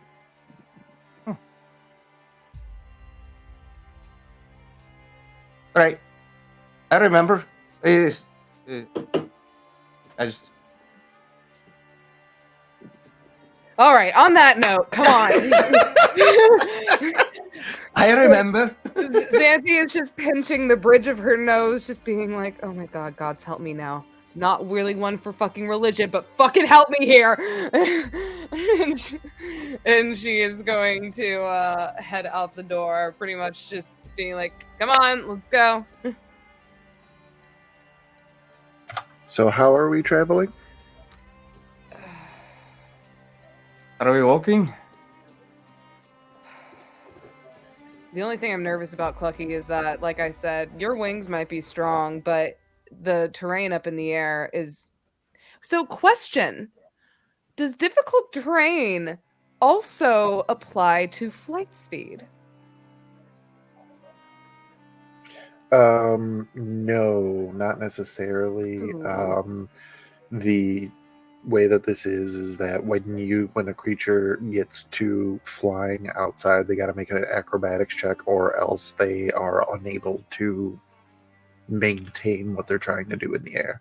So pretty much like the second that you take off, as long as you hit that acrobatics check, you're good. If you don't, you're hitting the ground. Okay. Will we have to continue to make acrobatics checks, or is it just when we go off the ground? In this stage of the game, it would just be the one, getting used to how windy it is. Full disclosure, though, because you're going to see it coming. If it's stormy weather, it'll be more subjective to making sure that you do good. Yeah, but Xanthi will then suggest, it's going to be a long fucking travel. We can try to fly, but it's not going to be easy. But I can do my best. And why don't we just start flying really low to the ground? That way there's less wind pickup. Well, we'll cover less ground, but that might be a good start.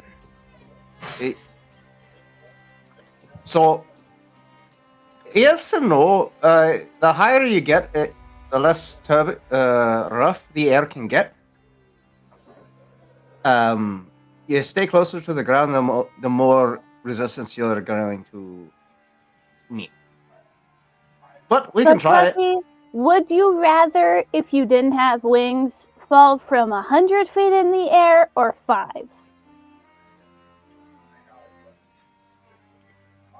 I don't know if that was a good idea to ask that, Petricor. Clucky, do you know what 100 means? No, I don't. But it sounds really big, and I like the sound of it. So Clucky, we've gotten you to 10, right? Aye. So 10 plus 10. Aye. Plus 10. So 10 plus 10, 10 times. It's a lot. 10 plus 10 plus 10 plus You 10 don't- plus 10. You don't survive that fall, Clucky. That's not a thing. I don't know. I'm You- pretty sturdy. You might. Okay, Clucky, you might. Chicken But sniff on the imagine- ground. Imagine I fall from 100 feet without anybody yeah. to catch me. Oh, I'll be there. What?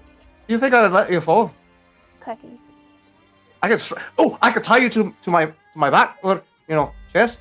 Keep you safe. Ball you up. Baby Bjorn. Version 2. No, that's with Oh, yeah. Borrow. Like we did in the giant lizard dimension. I tied the rope to my waist. Just imagining Buff Ashling. clucking with a baby just hanging on the front of him. But I yeah, mean, I guess. we could try honestly, it. But I We feel could try like what- you'd be much safer with Clucky than you probably would with an item that I have to depend on. Clucky at least has more control of what he's capable of doing. That's true. And if he does fall, then he can just turn and take most of the impact.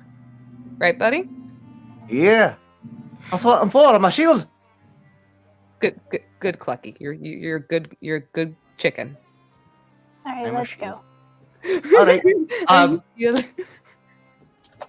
Are we walking a little bit first, or are we just gonna fly right out the gate? Let's cover as much ground as we can. Let's fly right out the gate. I'd rather go ahead and start here where we at least have some idea of how windy it is compared to trying to jump off anywhere else. That could be possibly more windy or more difficult to get a fucking hang on the thing. So I say we start here. And with that, she will mount her broom. All right, load up. Oh, So, while all that is happening,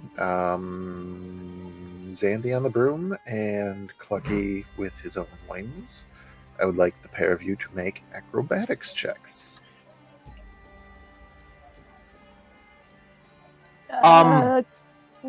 Xanthi's gonna get advantage in D6. Clucky's gonna get guidance.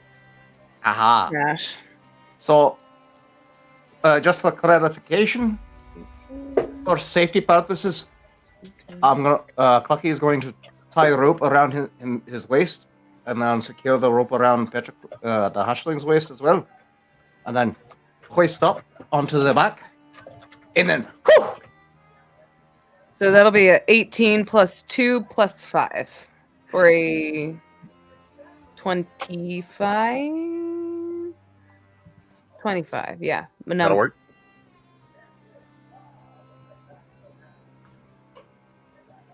And I will say advantage probably makes sense for Xanthi considering she doesn't have a second party on the broom with her as well.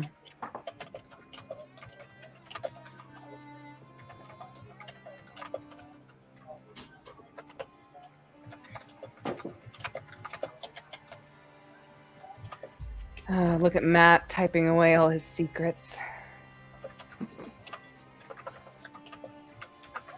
He's planning our demise, everybody. I apologize. Did he get his acrobatics in?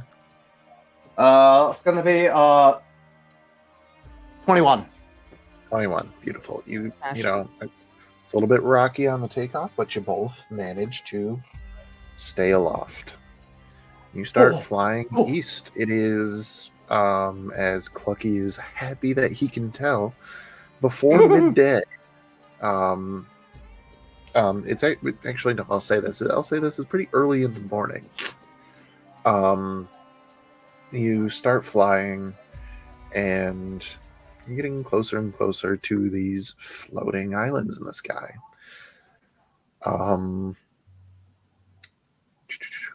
At any point in time, is Petrichor going to take off the blindfold? I think for right now, Petrichor is going to keep the blindfold on, especially with the high winds and the possibility of sand in their eyes. They're just like, nah.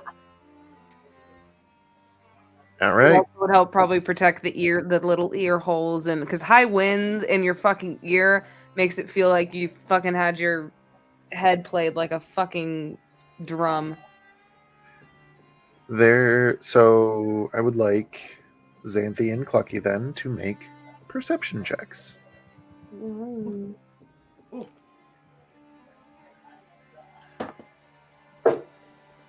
Natural 20 plus 7 for a 27. Beautiful. I know that's gonna be it's gonna fucking bite me in the ass so fucking hard. I fucking feel it. 27 as well. Smash! Twinsies! Twinsies.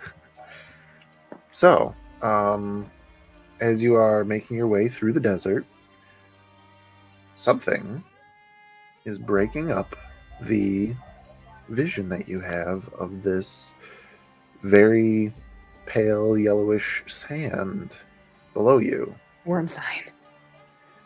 Dune. There's Dune. something. Technically, yeah, there is something. Technically, two somethings on the sand in the direction you are going. Is it human or is it not? With natural 20, it is definitively not human. Is it moving in the sand or on top of the sand?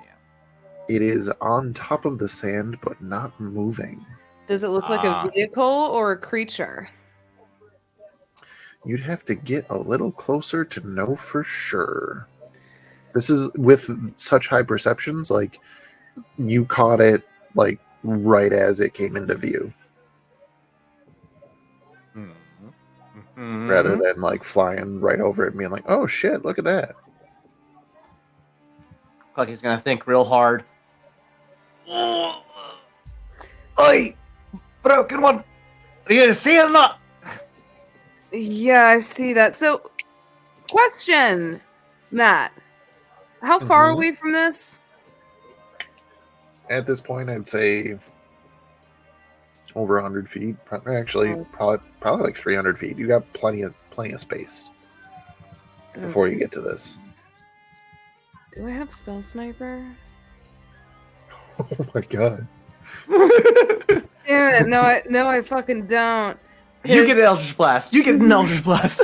Well, the reason I was curious is because I was wondering if True Strike would have done anything to where I can check out their defenses, etc.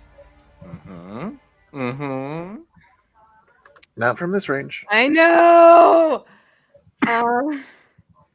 Fuck.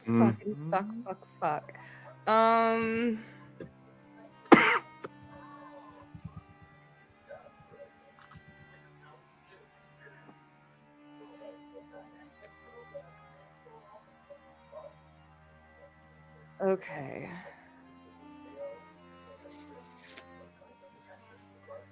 Eldritch Blast. I will say I'm going to fuck it. Probably. Xanthi is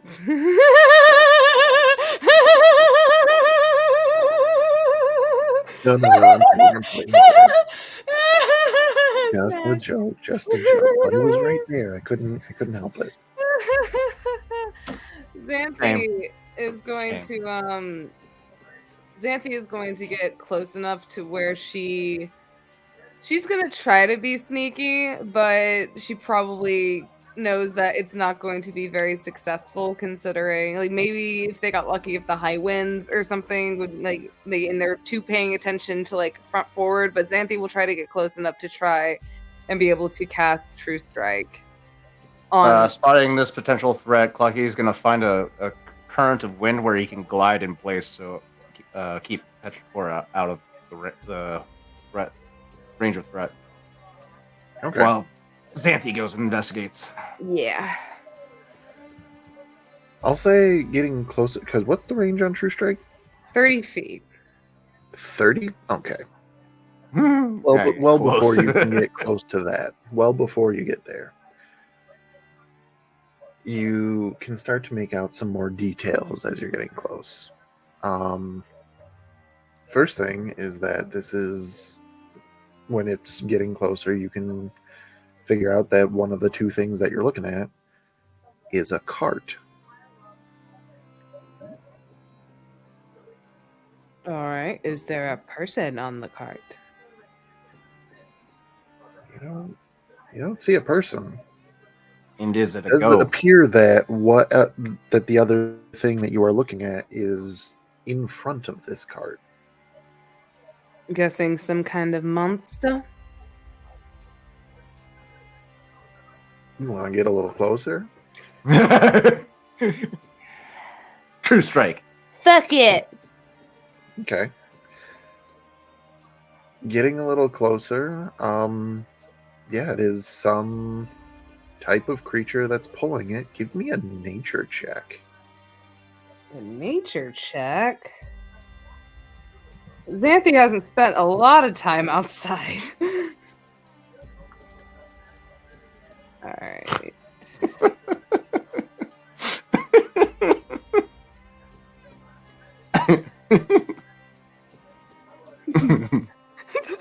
What?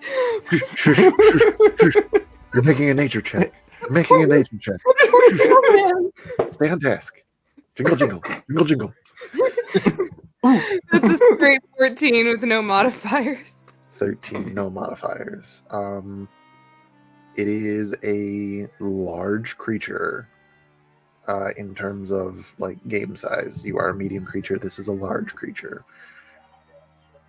It is quadrupedal, but it appears to have wings. Ooh. Is it a sphinx? Ooh. Can I go pss, pss, pss? Would you like to go? Griffin. No, I will not go pss, pss, pss. I ain't gonna stop you. Rolled a Griffin. It's a griffin. Griffin or fiend. I will say Xanthi will go into her earpiece and say, "It definitely looks like a cart of some sort. Definitely pulled by some winged creature. I can't see anybody. Stay where you're at, Clucky. Keep an eye on things. I can get out of here if I need to. But if worse comes to worse, just prepare to attack. I'm going to investigate further and at least introduce myself." And with that, Xanthi will slowly descend as she kind of like flips her leg over on the side of the broom, just kind of sitting on it while still hovering next to this vehicle. She goes, "Oi! I'm bringing no harm. Just kind of lost." Getting to this range, you still don't see anybody on this creature or this cart. Does the creature seem like it has been fed or like it's in distress or anything like that? Give me another nature check.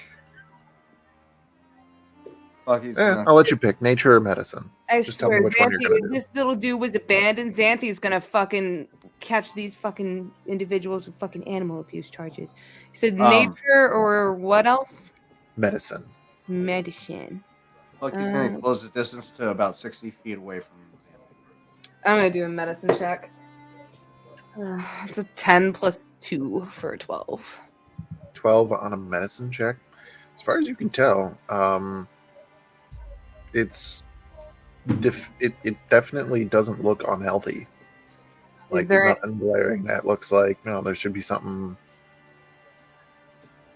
Yeah, like nothing seems out of the ordinary with it. I'm gonna go ahead and do a full-on investigation check to make sure that nobody is like, including checking underneath the cart to make sure nobody is hiding and trying to fucking jump us.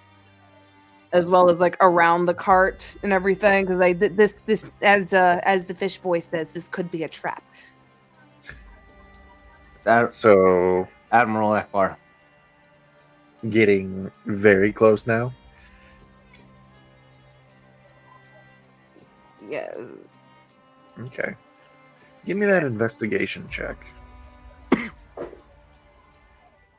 That is a 14 plus 5 for a 20. A dirty girl 20.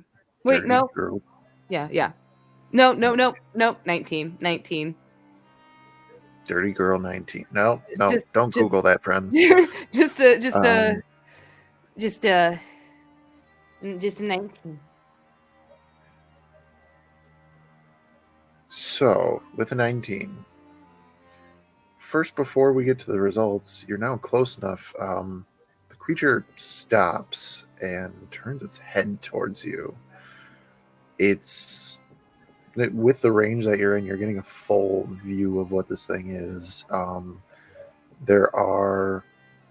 It is quadrupedal, like I said, with two large leathery wings. Although the body is covered with a short fur, Is it a manticore? and the creature, it's very, very feline looking, I'll say, despite its large size. The magical Leopoldon. It's not a leopard. Oh no! Now Taylor has to do the whole thing. Done. You stepped my partner. Didn't say anything. So is this so would you say I'm guessing it's either a sphinx, a griffin, or a manticore, but due to the fact that it has leathery wings, I'm gonna guess something manticore or sphinx. Chimera. You are free to guess whatever you like. Or a chimera. I definitely could see a chimera as well. Does it have any particular tail or anything like that? That could possibly, shanky shank? Let me double check. Sorry, I'm so paranoid with mythical creatures. They got fucking surprises for days. No, it matches that slender build and short hair kind of deal until it reaches the tip where it goes into a more darker colored bushy tail at the tip. Okay, and what's the head look like? It's a very long neck with very, very long ears pointed pretty much straight up. The head is also rather feline looking with very large teeth. But given your range to it, it has stopped moving and has turned its head and is looking at you.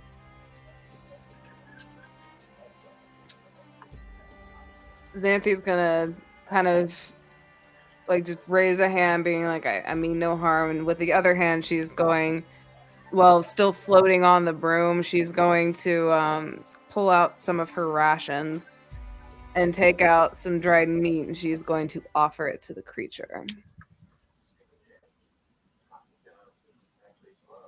Give me an animal handling check. I'm scared about this. Little guy's giving you advantage at a d6. Okay, well, 18 for the first roll. Natural 20 for the second roll. And D6, you said? Yes. So that would be a 20 plus 2 plus 3. So a 25. Natural 25. Natural 25. I would like to roll for pets. You look at this creature.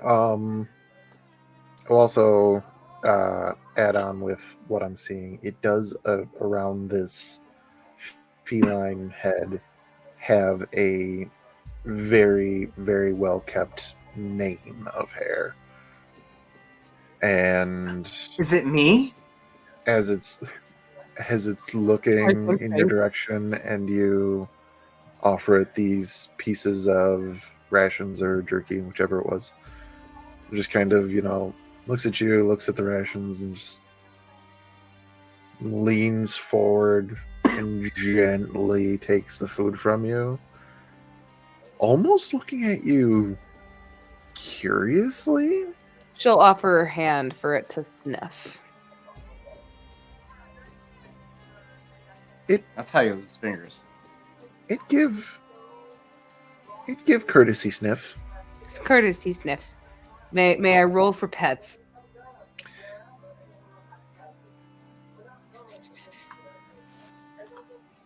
I'm gonna take a look at this thing again. 1 second.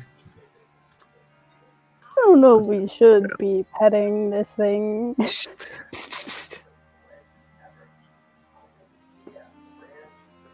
And there goes the pinky and the ring finger. Listen, if you lose a hand, it's not my fault. We can give you a hook.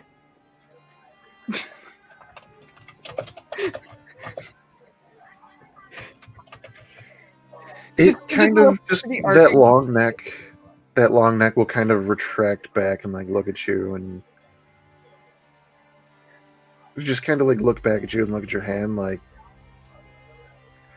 you kind of get a no thank you vibe.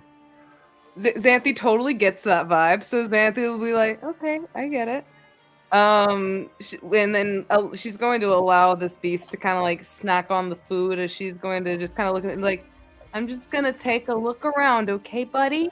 And just kind of start floating while sitting on the broom, just around the perimeter of the cart, seeing if there's anything inside of it, or if there's any sign of like humans being inside of it or living in it. Also, again, checking under the cart. What is petrichor sensing?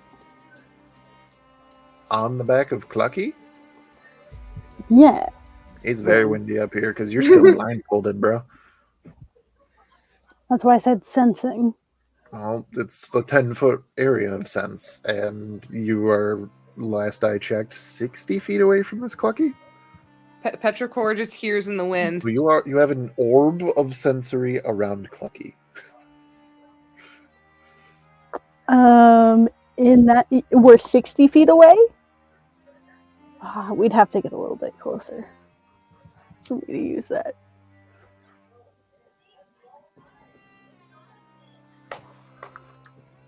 Did I ever roll that investigation check for like the cart? You did roll the investigation check. So first of all, we're going to get out of the way. You don't find anything under the cart. Okay. You doing this sort of circle around the cart. You're not like digging through it, right? No. Yeah, I didn't think so, but just had to be sure. And she's not on the ground either. She is literally still floating on her broom. Just like floor level. Yeah. So this creature is, in addition to pulling the cart, is wearing saddlebags that are obviously full of what you're not entirely sure. But the cart that it's pulling along behind it, there's all manner of different things that you see, that you can just kind of see in this cart. There's like bits of crude armor. There's like some clothing, little bits and bobs of this, that, or the other thing. A couple things that, just seem like little bits of accessories of some kind. And then there's something that sticks out to you, which is one very shiny, bejeweled blue bottle. I'm going to use Mage Hand and grab that shit. Why? Because I don't want to touch it. And also using Mage Hand, she will kind of rummage through the saddlebags, because I'm a curious little bitch. So what are you doing first? I would say I'd say she probably would notice the saddlebags first and check the saddlebags, and then after like checking around the back of the cart, I think she'd check the saddlebags for like any identification. Really, is more of what she's looking for. She's not looking for anything valuable. She's just trying to see if there's anything that says where this cart is from or if it belongs to somebody. Going through the saddlebags, saddlebags seems to be more so like provisions. You asked earlier if this thing looked like it was being fed. There is food in these saddlebags. Okay. That's predominantly what's in those. Then she'll just Nothing move that on. would say, okay. So then the next thing that you're doing is mage handing the bottle. Yeah, give me the shiny. Your arcane grip affixes around this bottle and lifts it up.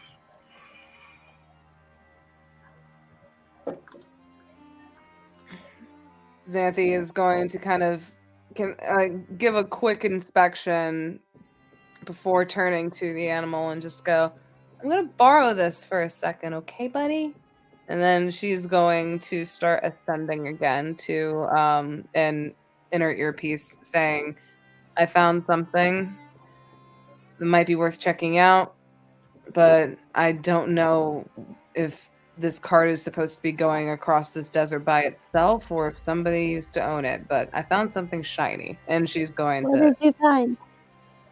some bottle of some sort, and she's going to bring the mage hand to her. You said like blue? It is very blue. Is it like a blue liquid or is the bottle itself blue? The bottle itself is blue. Does it The bottle is opaque. You can't see what is inside of it. It's, like the bottle. There's jewel bits around the bottle. Can I vibe check it? Bring it over here. Bring it over here. Let me look at it. You know what? While I'm ascending, can I vibe check it? You can vibe check it because I actually have a picture of this bottle. So we're gonna do that in the dimensional dial chat. Hiya.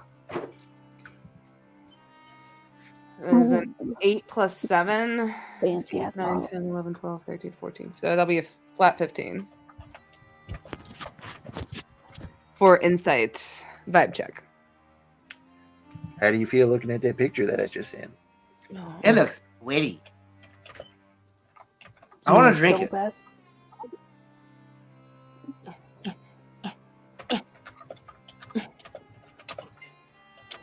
Oh, that is a dope ass looking bottle. A dope ass bottle. I would like to roll to drink from it. No. But Xanthi, let's just be like, all I know is that it's blue. It's covered in gems. Bring it over here. Let me look at it. I'm bringing it. I'm bringing it. And Xanthi will continue to just kind of like look it over as she's ascending. And as soon as she's not going to let Petrichor touch it. At first, she's just going to float the mage hand over to them for them to inspect it. Petrichor will try to grab the mage hand so that they can still manipulate and look at this thing more detailed and closely. Xanthi Even will though that's not how it works. But we'll just be looking at this bottle, casting Detect Magic ritually, and just via knowledge that Petrichor has to figure out what this bottle is and what might be in it.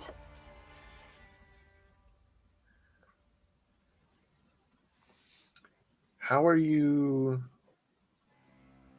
going about it during this ritual process?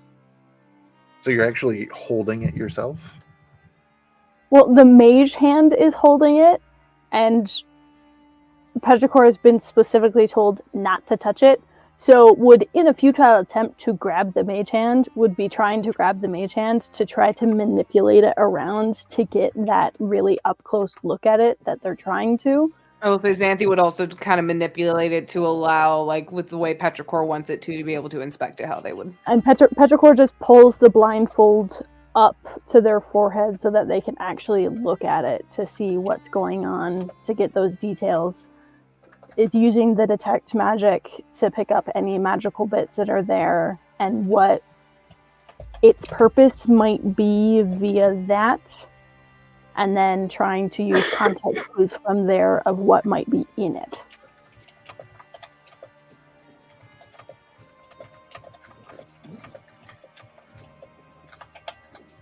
So, you're kind of going over it as you're casting this ritually. It takes 10 minutes as you're just hovering in the air. I'm going to pause you. I'm going to switch to my phone because it's almost 12. Ooh.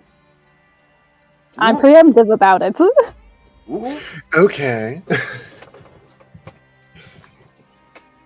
Gotta set it up real fast.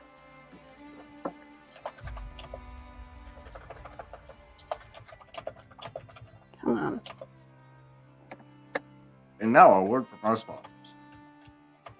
Sponsor Claybeard.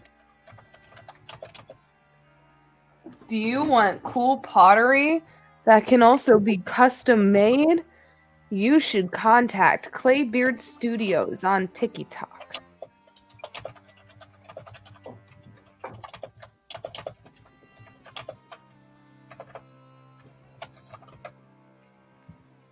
So, am I still describing things or are we still waiting?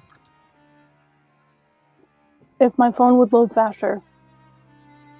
Phone, do the thing. You have one job. I was giving Snacky. Aw, you made me ink. Come on.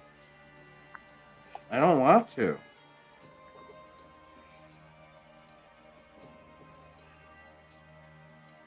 It's my money and I want it now. Too bad.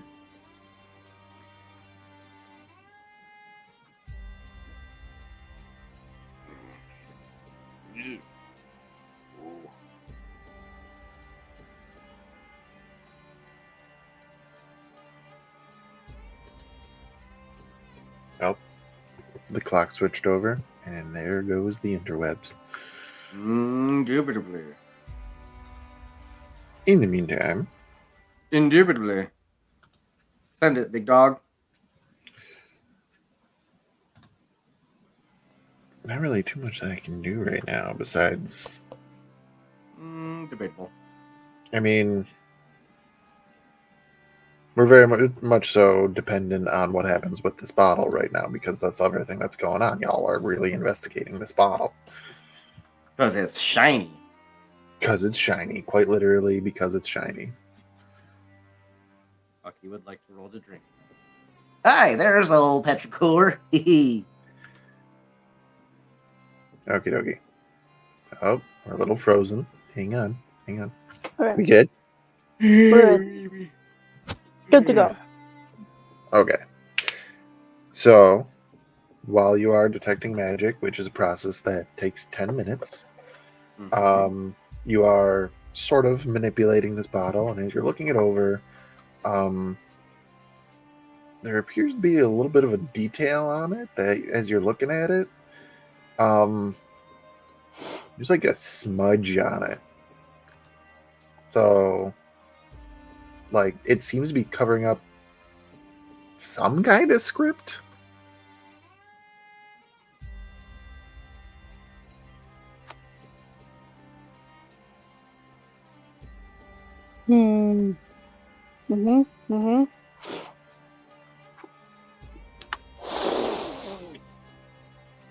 So we dying or what's up? I think what Petrichor does is just it's more reflexive and reactive just in the situation, isn't really thinking about it, and will just take the end of the scarf and just quickly like wipe away at it to see what's underneath. You may have 3 wishes. You 10,000 years in a tin can can give you such a crick in the neck. Well, you wipe away this smudge with the scarf, And as the bottle starts to vibrate in your hand and the top is released, What did I say, you guys? What did I say?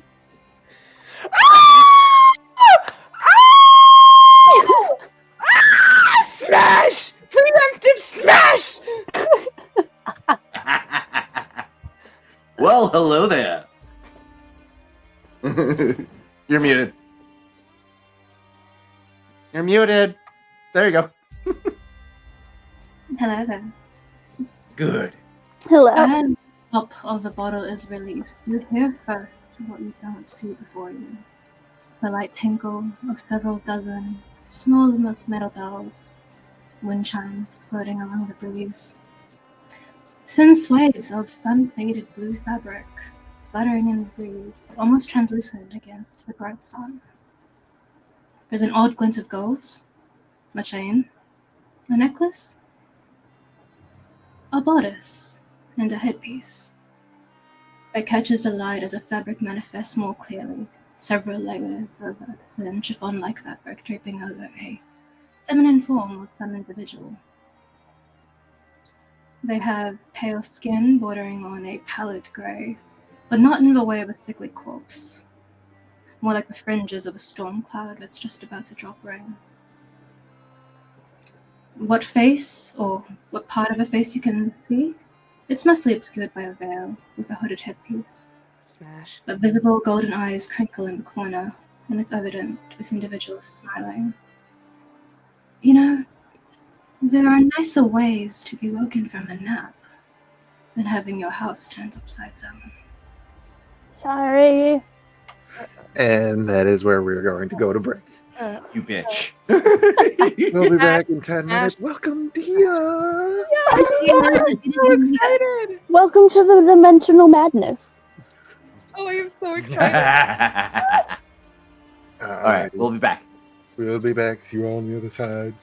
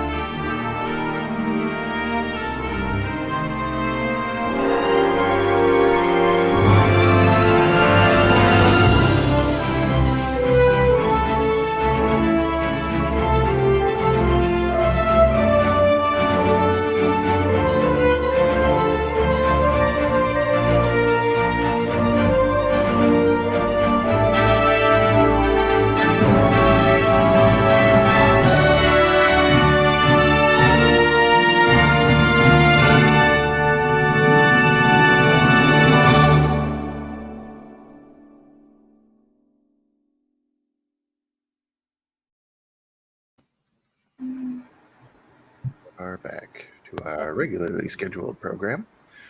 The Dimensional Dial of Dr. Diago, now featuring the one and only Dia Valdot. Cause, Dia, we're so happy to have you.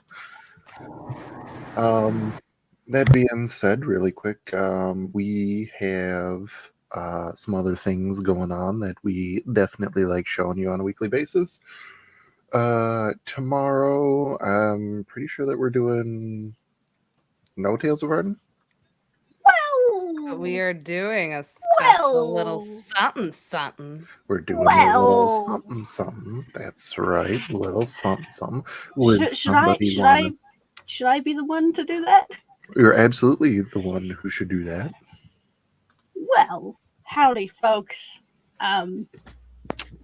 In replace of your normally scheduled Tales of Varden, still technically in the setting of Varden, I'm gonna be running a one-shot for the first time. Yeah. I'm sure it'll be fine. DMing for the first time on 2B Dice Adventures. We're so proud of them. I'm terrified. Don't be. You've learned from the best. I'm obviously. so scared, but I'm also super excited. I can't wait. We are super excited to see what you have. Thus far, I'll announce the players too. We have our lovely DM of this campaign, Matt, who will be playing. Dia will be playing.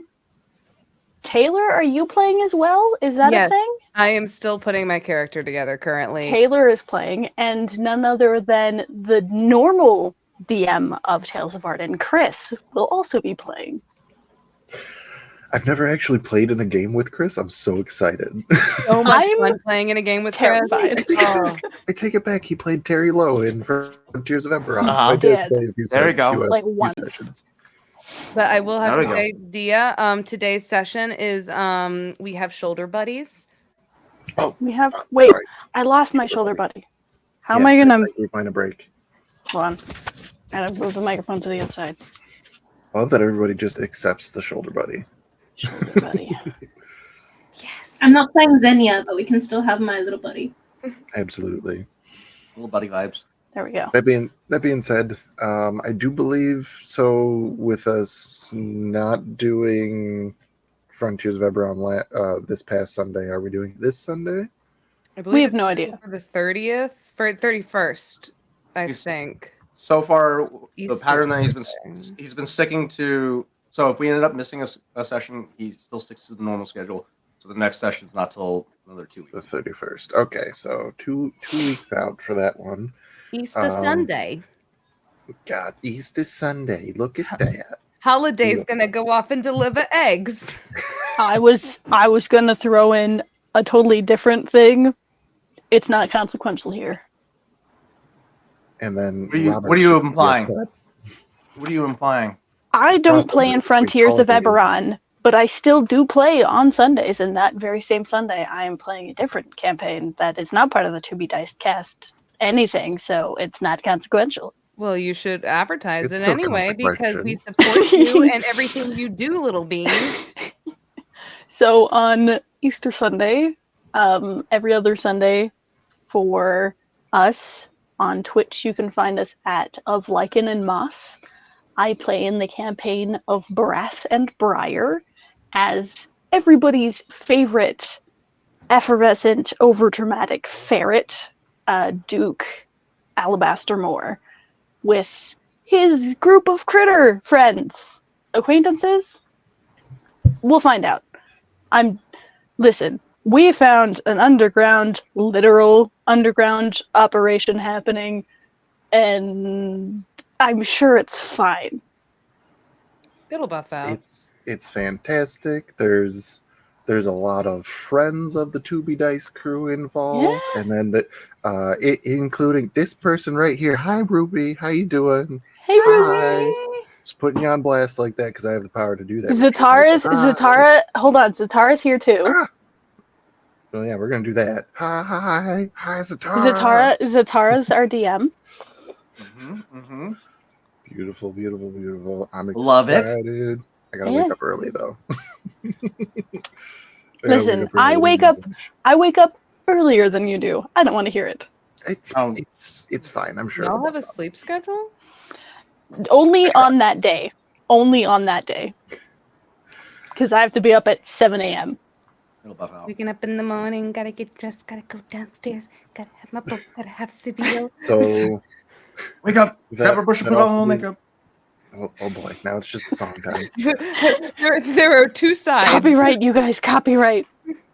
It's not 10 over seconds. 10 We're seconds. fine.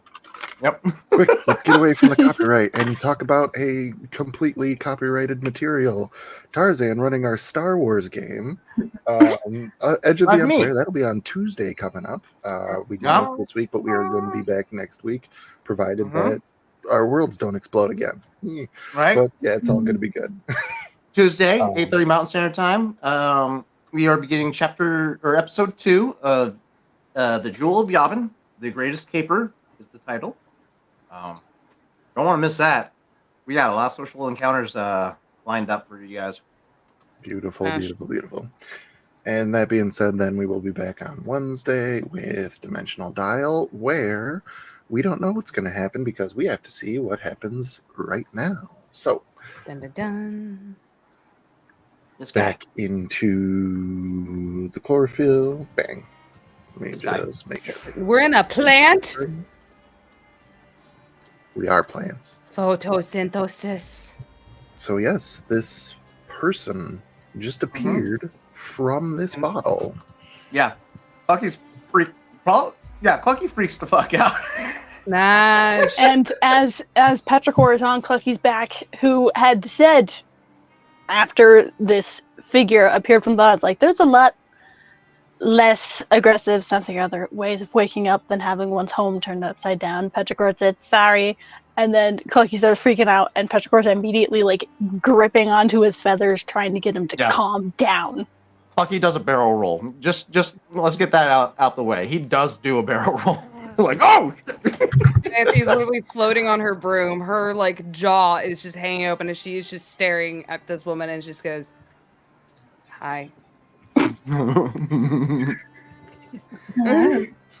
Are we still in the air? Mhm. Yes. She is hovering. Witchcraft. I like it. She takes a look at all of you. Her eyes sort of brighten. And she goes down towards the cart and says, Aslani, we have customers. Why didn't you wake me? And she's speaking in common to this winged creature. And just strokes his head as she comes down. Am I fucking crazy? Did that person just come out of a bottle? Go down! And Petrichor's like slapping your shoulder, trying to get you to go to the ground. Xanthe is slowly hovering down, following the Are we just gonna magic lady.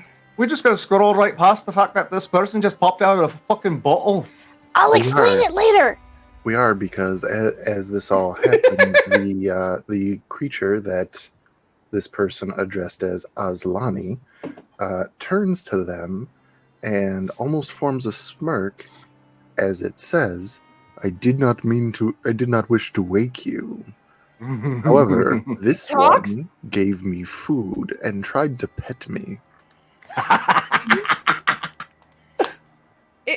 I'm sorry. I wasn't trying to like jack anything. It's just like he was just out here by himself, and there was like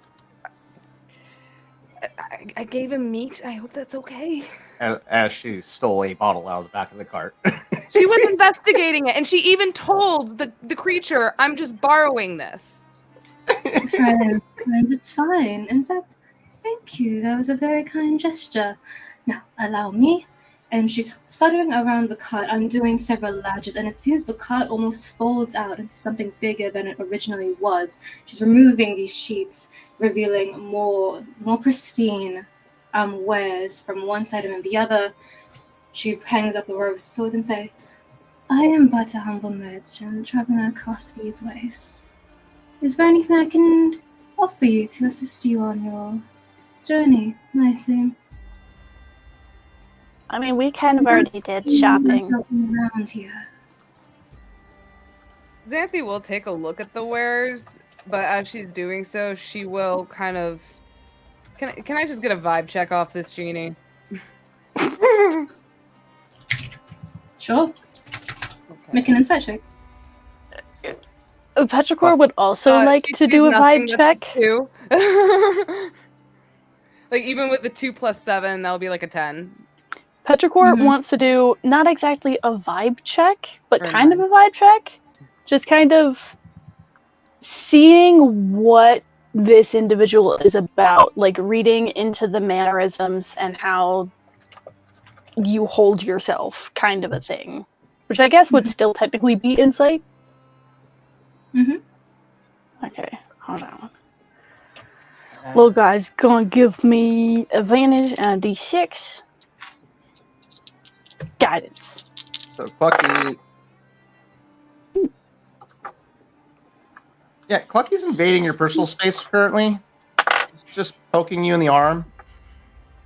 Like, are you liquid? How does you fit in that bottle? There's a What are mage you? hand on the back of Clucky trying to pull him away, though obviously with fail. Clucky, when you go to poke, you almost at first expect your finger to completely pass through, but then Right? it hits something solid, like you are feeling flesh. You are Oh. feeling this soft, thin fabric. This is very much not an illusion. This is very much a person. That's a 34. That's a Real. 34. That's fine. As she's going around, the read that Petrichor gets is one that's very earnest, genuinely pleased. There's a light in her eyes that you can't fake. And from what you've seen of this terrain, you suspect it is because we don't get many folks out here. And she's very entertained and excited to meet such newcomers such as yourselves, a few of which she's never seen the likes of before. You are an overgrown chicken. You might be eaten. Aye. They could try to eat me, but more than likely I'll eat them. I will say this. I will say, I would does- like to see them try. He definitely does look like a chicken, but he also does resemble what you would know as an Aarakocra, which are not super prominent, but you've There's seen more of Clucky's better kind children. here. I've only seen a few of your kind before. We mostly get the owls.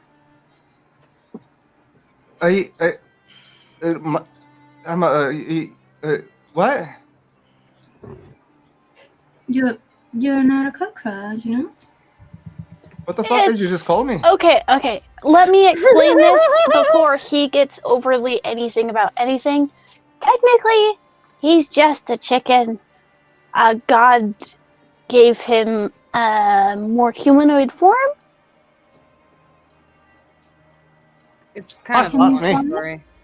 I'm Clucky fucking McCluckerson. It's nice to meet you. Let me show you. And as Petrichor is on his back, we'll slide the bracelet that allows him to talk off as he's talking, and then we'll slide it back on as he's still talking. So as he's introducing himself, you'll hear, "Hi, I'm Clucky," and you get like the first syllable of "fucking," and it goes, McCluckerson. Oh, that's great. He's a chicken. It's so You unhinged. I find love one it. of those. I should make one of those. Oh, we could sell that for so much. Well, he worked Yes. on a farm for a very long time, so granted, I don't think there's much farmland out here. Aye. This soil is shit. Oh, Can't grow shit out here. Clucky, don't be rude.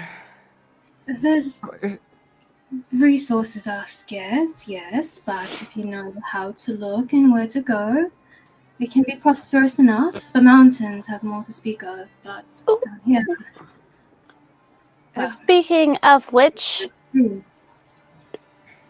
we're new here. Very new. What's over there? And we'll point towards the mountains that are floating in the sky. Aye, Spears told us to go that way. What's over there? and she looks towards where you're pointing. Please hold.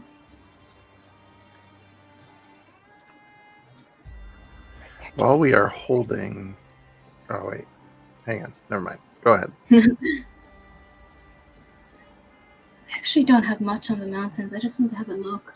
It's so pretty. So, What would you like to know? the monks are that way, is what she tells them. Wait, Prevalent. the monks? Yes, those who practice the way of the wind. Ah! Wait, the way of the wind. Hold on. Matt, stop it! That is in my ear holes. I'm going to need you to stop. Matt, if I'm remembering correctly, Barrow's monk order was the way of the leaf, right? Specifically, yes. But that is part of the way of the wind. Yes.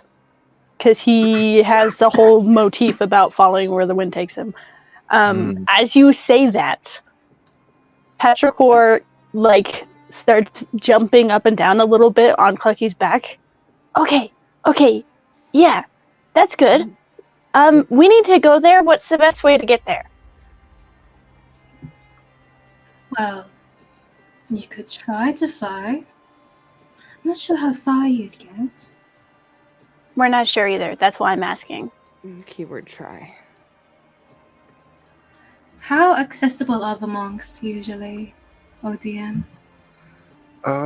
So when you, in your times that you have with Aslani's help gone to the floating islands of Oasia, there's quite a few settlements up there. There are some around the Way of Wind Monastery. The monks do help out, and they will come and do what they can, basically like volunteer work for the settlements that are up there. So they're pretty accessible. The monastery isn't just open all the time. It's not a place you can walk in and take pictures and pick up a pamphlet and go see the gift shop. But it's not 100% closed off. Well, they aren't exactly the most open of practices, but of course, if you can make your way up there and seek invitation, there's no reason they would turn you away. But how do we get up there? With wings? Points to his back. Clucky, I know you'll have a easier time, but you can. Well, if you're how close to the base, you can do that. You have to remember, Petrichor, I actually now can get wings. I'm not the best at them yet. I'm still getting used to them, but... Wait, what? Let me double check and make sure, because the new level up that I got, I'm able to just summon my wings. So give me a moment. I'm just saying, Draconic spirit. Petrichor has not personally seen you do this yet. Oh shit. Okay. Well, give me a moment. I'm just trying to double check and make sure that The Freaky Friday. You saw. Was that Petrichor or was that Riley? Both. Petrichor was in Soul's body. So if you don't have wings and you don't have magic, some folk are quite resourceful and they make gliders to catch the breeze. With varying levels of success, but they try. Aslani will gesture in Xanthi's direction and just say, "This one flies on cleaning instruments." Well, as he's saying that, there is like a sickening crack as you see these large blue wings protrude out of Xanthi's back and stretch out before folding behind her. Oh, look, Aslani, she looks like you. And she's going to just grab and then stretch them out to compare the wingspan, and just like a little gust of air flutters through them just to see how well you can catch it. And it's like, oh. Shit, I didn't even think about the fucking wind when Xanthi opened her wings.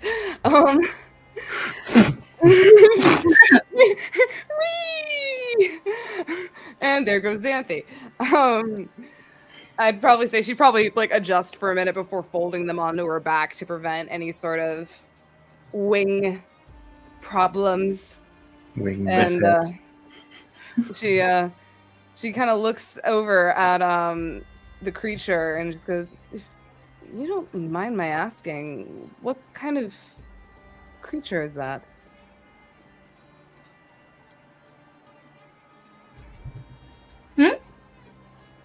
Oi, big catlet thing. Oh, he's a lion drake.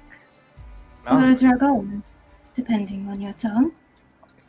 Xanthi will start speaking in Draconic to it and just go, "So you understand my language?" It will raise a brow and, looking back at you, responding in Draconic, just go, "I thought that this was a dead language." So, There's question, is Draconic usually a dead language where Xanthi comes from as well?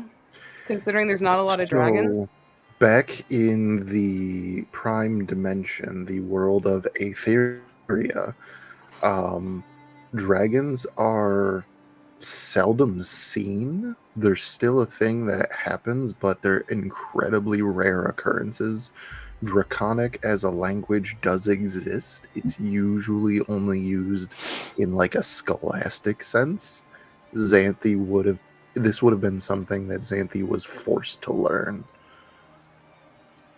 With that, she would respond in Draconic, and she goes, "It's not exactly common where I come from either, but my circumstances are, let's just say, peculiar." This is the equivalent of like schoolbook French meets old time French, dialect wise. I get that. That makes I sense. will say Xanthi, when she speaks Draconic, it doesn't sound as fluent. It definitely seems like a little bit choppy because she was kind of biting tooth and nail through the whole thing. But you know, like if you don't do it, you're told bad things happen. So especially the bare minimum. Yeah. I thought Xanthi speaking in Draconic consisted of. I was half expecting Matt to respond with. I thought about it, but my daughter's asleep. But yeah, Xanthi's Draconic is like it's not fluent, but she can speak it to where she can easily get around. Hi, Ashling, you understand what's going on? No, but I also speak languages that none of you guys understand, so I don't bother with it. It's Draconic, Clucky. It's a very old language. I had to learn it while I was in my former situation. It relates to the kind of magic that I get my abilities from as a sorceress. Clucky Draconic is the language that dragons speak. Wait, why do you speak dragon? I have dragon blood in me. Well, you should probably get that out, shouldn't you? Not necessarily. Let me tell you one thing, Clucky. When it comes down to it, what kind of happened to me can't really be undone, unfortunately. It'll most likely kill me. Not to mention, even if she did survive, it would get rid of her powers. So. Ooh. Well, we don't need you dying again, and I would prefer not to. Again. It's a long story. Yeah, Xanthi will just kind of like roll her eyes as she like goes back and like immediately thinking of the feeling of disintegrating as like her body shivers for a moment. She goes, "Yeah, nasty disintegration spell. It was not pretty." It doesn't sound very pretty. Been through much. What are your names? Where have you come from? Did the Fry Queen get you? Are you running away? Is that why? We came through Magic Bowl. I'll explain because I'll make it sound more cohesive than either of these other two will. Hi, I'm Petrichor. That's Xanthi. Points to Xanthi. That's Clucky. I'm a shield. He's a shield. We come from a different dimension. we're looking for my... I can't say it that way because now it is weird. And then I have to do context explanation. You know what? We're going to do it anyway and rapid fire. So hold your questions till the end. My creator, I used to be an automaton. Partway through this journey, there was a dimension where it was post-apocalypse, a place called America. I don't know. I got human form. I am two people, so there's me, Petrichor, and then Riley, whose body this is. I just kind of am here sometimes. Anyway, this is our 8th dimension. We're looking for a friend of ours and my creator and a way to charge the crystal so that we can move on to the next dimension. It's a lot. We're not from here. I will say, though, speaking of the friend of ours that went missing, he happens to be a monk himself. He's part of the Way of the Leaf, which is, as far as I understand, like a subsection of the Way of the Wind. He disappeared when we arrived here. We have no idea what happened. Arcane turbulence. He could be anywhere, but maybe talking with those monks is our closest bet to finding him. Maybe they can talk to their weird monk gods and they can... That's not quite how that works. Look, I'm not the one for the wacky, wacky, punchy, punchy. I'm more for the shocky, shocky, boom, boom. Okay, kid? Very I don't know eloquent what any of this that one means. is. That's all I said. Right. How sensical is what this explanation is in context of the way magic works on this plane? Yeah, they're talking about interdimensional travel and arcane turbulence and a lot of stuff that doesn't... the most that you would know, given your current, or given your nature, is the idea of interplanar travel. Mm-hmm. That's about it. You are certainly not of this world. Tell me about it. Mm-hmm. It would be fair to assume maybe the monks would have more of an idea. It would just be a matter of getting to them. You see, that would require traveling over the sand, and where the sand is, the Thrycreen also are, and where the Thrycreen are, they have all their territories and the colonies and their nests. And Wait. What? The fry what? The Thrycreen. Fry or thry? Yeah, the THRI. Okay. KI. I was imagine saying Burger King BBEG. What are those? Who They are that? Well, they are, how would you say, insectoid creatures. They claim dominion over most of the waste. This is, for all intents and purposes, their territory where they thrive. You'll see them because, well, they'll appear somewhat like this, and she'll draw one of the slaves of fabric back over the insectoid carapaces that were on the most level part of her cards, and you can see it's like the shell of a wing, something fashioned almost into a shield, and the Mina's looking praying mantis hook. Oh, that does not look pleasant. Clucky, This is their don't shit. look None at were any harmed. videos. Just so you know. No creatures were harmed in the making of these armaments. They were either scavenged or shed, and I found them and put them to good use. Waste not, want not. As Oh, Lonnie kind of like will, your hats, Clucky. Except those weren't really scavenged. as Lonnie will chime in with this and be like, yes, but at least the Thrycreen can sometimes be reasoned with, unlike the Kruthic. This is true. We do make good trade with them at times, don't we? You and I do, not so much anyone else. Yes, but that's everyone else's problem. You're using a lot of big words. I don't know what that means. Clacky, it's okay. I'll explain it later. I love Are this we- so much. Okay.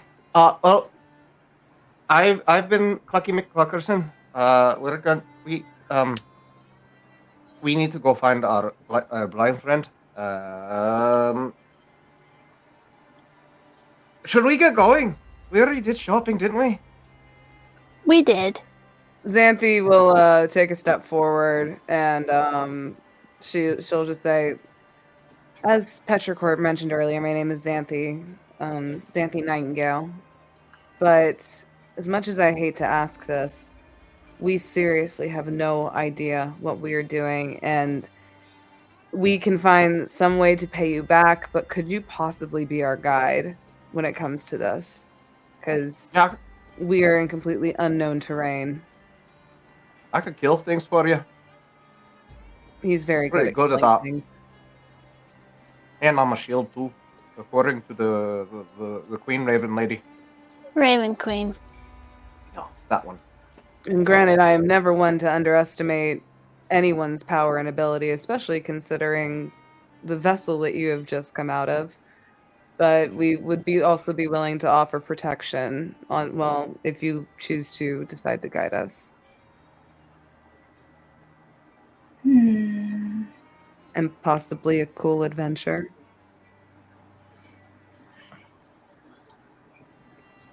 So Silly. that is what you're willing to offer? A bit of excitement, protection perhaps, and Information. I could make you hots too. He does I'll make make I it hot. mean, I also have information about things that are not hard to explain. I know how to explain them, but a lot of people don't believe me because it's like dimensional travel is a weird concept to people. hmm, Some would say dimensional travel is a weird soup. No, that's time is a weird soup, Clucky. Which I guess is included in dimensional travel. Petrichor, you gotta remember, Clucky can't read time. Yes, I know. He can tell time just fine so long as the sun is there. He can tell time as long And- as it's just 3 o'clock, because that's what he was and- told. Yes, exactly. there is something I seek, and if you have information, perhaps you can help me. Well, how How about do you procure your information? What are your sources?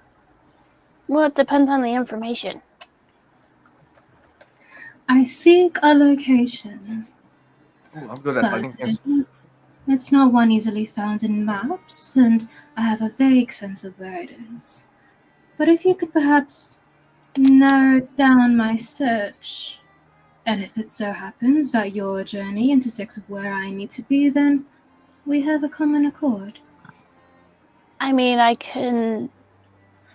How familiar are you with deities? Like, what's your like pantheon set up here? What's our pantheon set up here? Why are you asking about This- pants? Okay. Clucky, you don't wear pants, just don't worry about it. So within this dimension, more so religion is more spiritual in nature, not really Mhm. devoted to a certain deity. There are a few people who do revere more elemental spirits, and Mhm. particularly things to do with the sky and the air. Mhm. So you'd be very familiar with at least one of them. Yes. We don't have so much deities in the way of gods and divine powers. The land here, as you can see, is to the mercy of nature, and so we revere the spirits that form from such.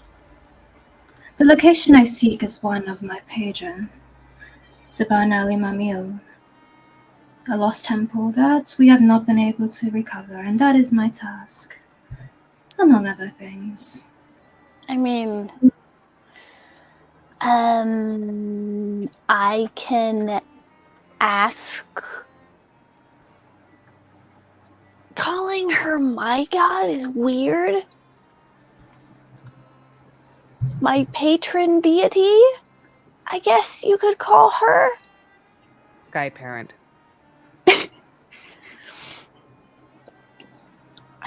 I can ask up to 3 yes or no questions.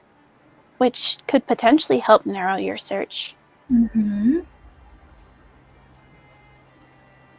While Petrichor is explaining this, Xanthi in the earpiece in Petrichor's mind is going to take a mention of this could also, we could knock out two birds with one stone if they're willing to guide us and help us find Barrow. This temple and this deity may also be one way for us to be able to recharge this crystal to make it onto the next dimension. Oh, Petrichor's already thinking about that. I know, I figured, but great brains think alike! Yep. There's too much sand here. Xanthi wants out. I could help you in this way. And even after we find this friend of ours, we have to find a way to recharge the artifact that we use to travel through dimensions.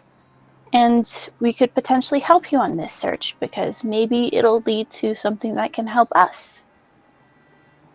You scratch our back, we scratch yours.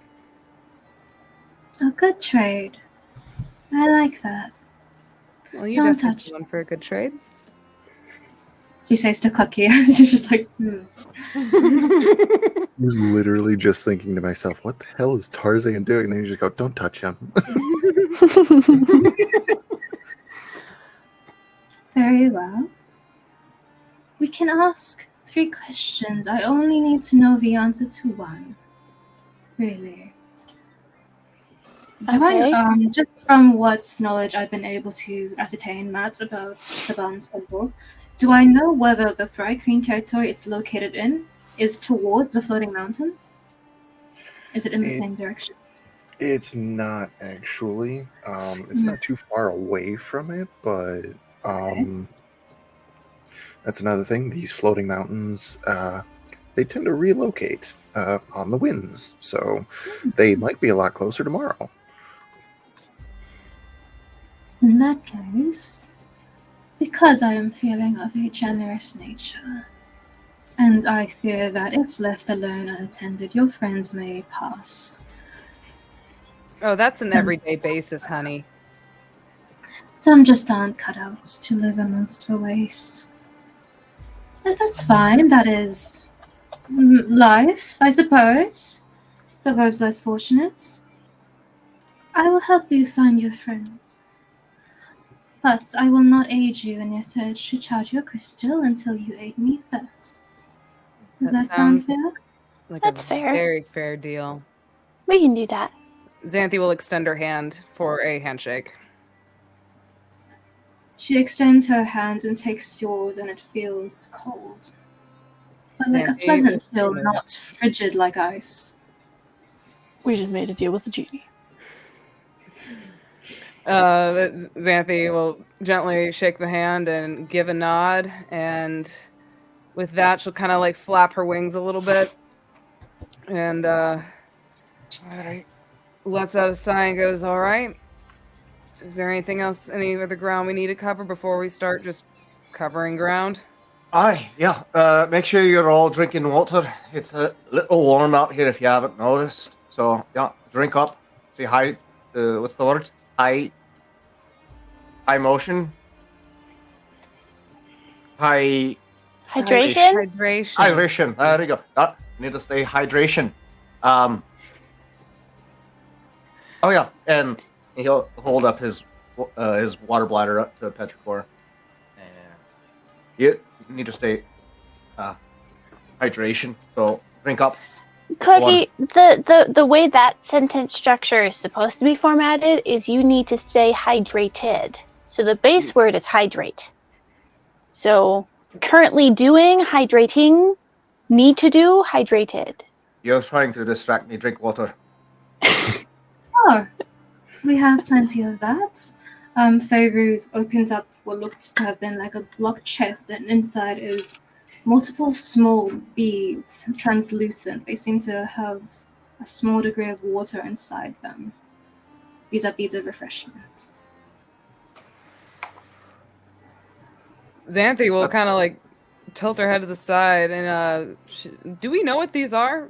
Or I'm guessing, like, were these in like the desert terrain at all, or that like on sales or give me an Arcana check.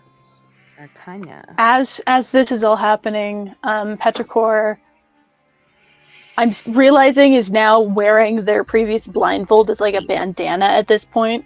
But Thanks. regardless, Slowly after turning into Max. it's fine. After us introducing ourselves, Petrichor is just, as things are being talked about with hydration, Petrichor just kind of like has a light bulb moment and it's like, "What's your name? We introduced ourselves to you." Yes, what is your name? My name is Favor. Favorite. How do you spell? I will put it up for you. Smash. Respectful deity smash. I would just like to Deity. point out for my Arcana check, I rolled a nat 20 -1 for a 19. That checks out. Guidance? Nope. Nope.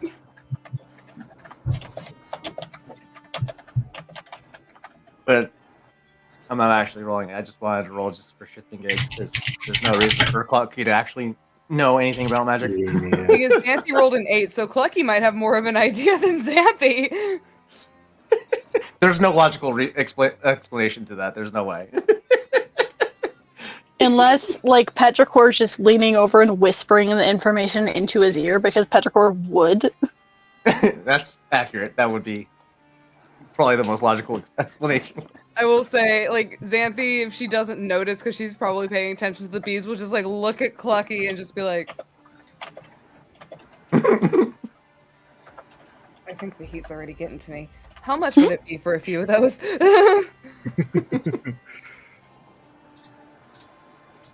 As you imagine, it is a very precious commodity here. For a set of a dozen, 15 gold. Do we have 15 gold, or we only have those gems? We do have gold amongst us. We just haven't used it. Xanthi only has Lucky. 5 gold, I think. I have Well, 10. yes, But right? also you have thousands. We do. Thing is, Xanthi spent all of her original gold on whiskey at the beginning of the That's campaign. I think combined between Petrichor and Riley... Nope, Riley doesn't have any. That checks out. Petrichor's got 10 that they just haven't used.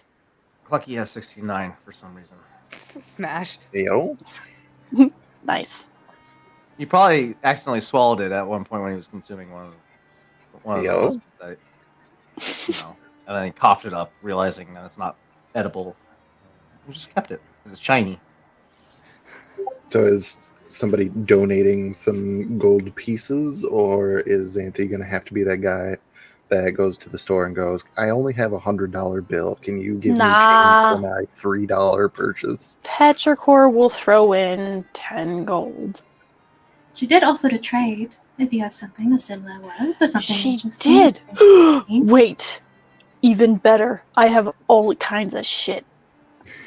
We also do have a magic carpet, which is something we got to keep in mind. No. I The know. magic carpet is mine.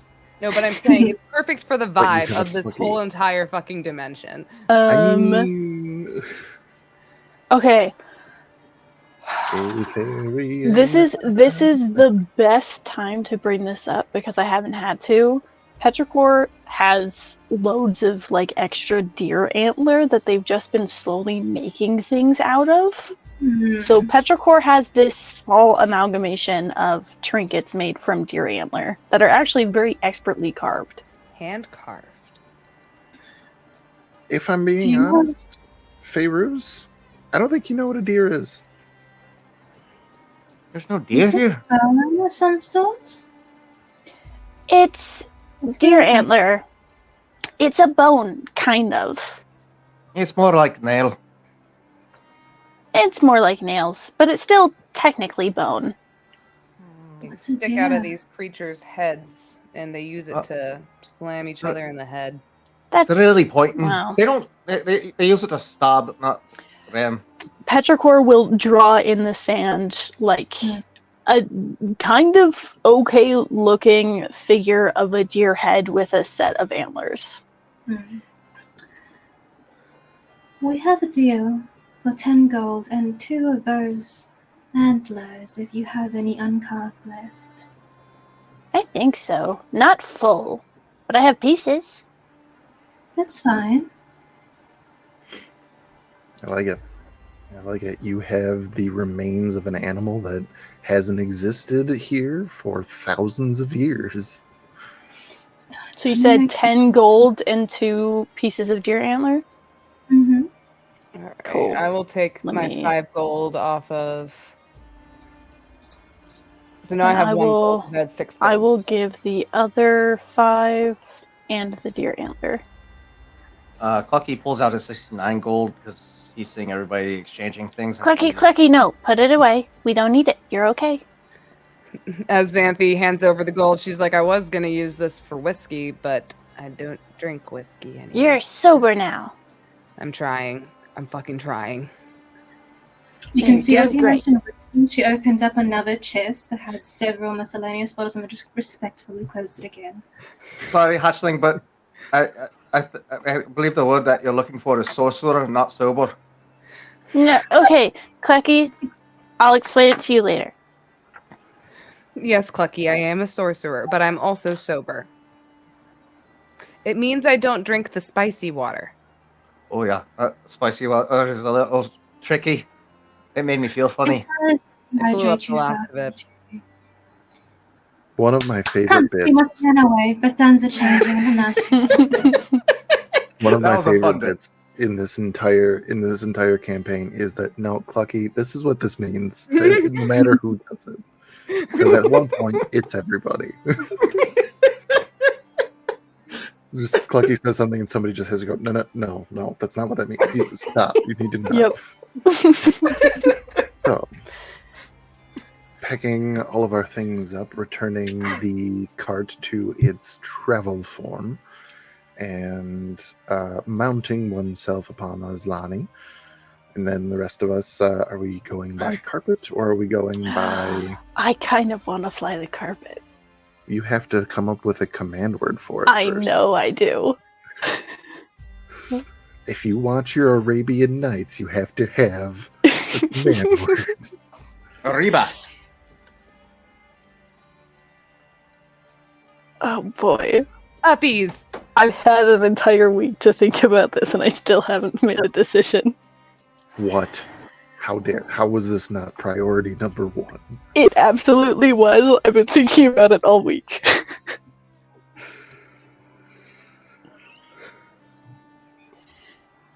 I'm going to give you till my clock switches. Otherwise, you're going by brooms this time.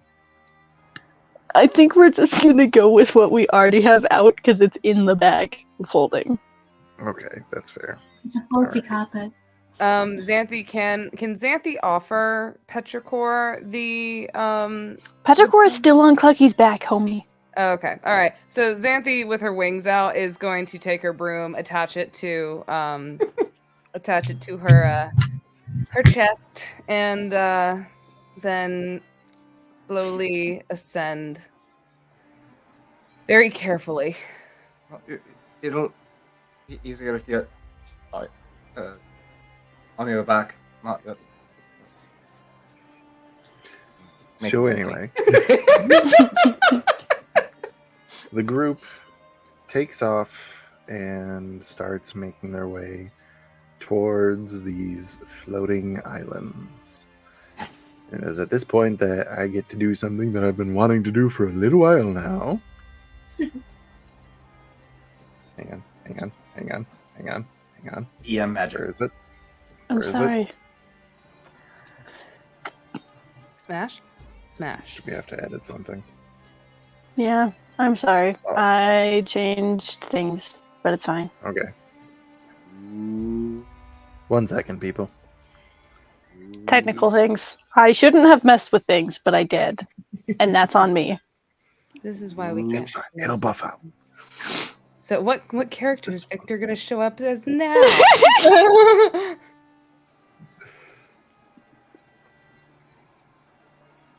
will fight.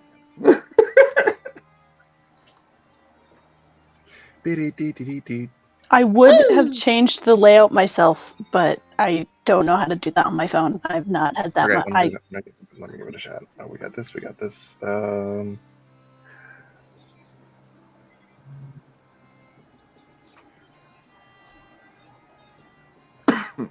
Doing all the things. I can't even. How this goes. The unfortunate part about using my phone is I can't actually see any of you guys. It's just audio for me. We're just gonna do it this way for now until I can make it. Oops, that's the wrong thing. I'm gonna put that there. We're gonna resize. I'll fix it later. I'm sorry.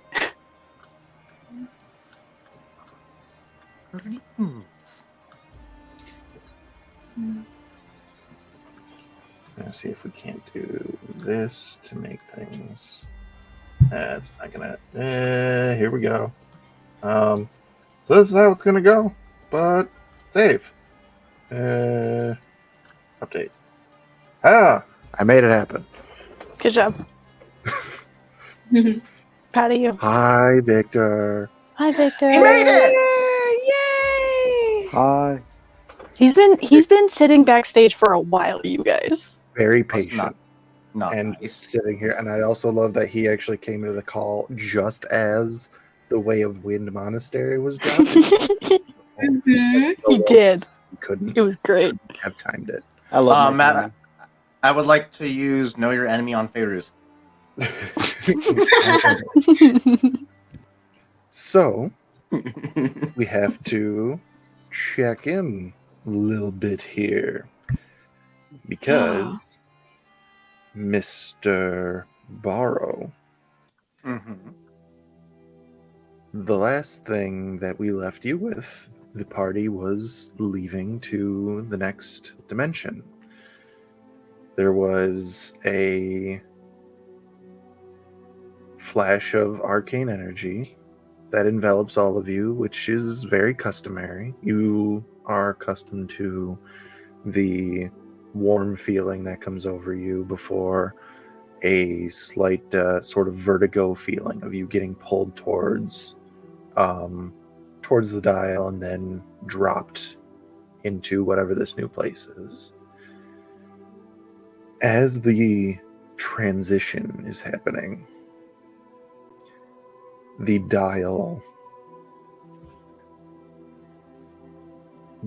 shakes as if it has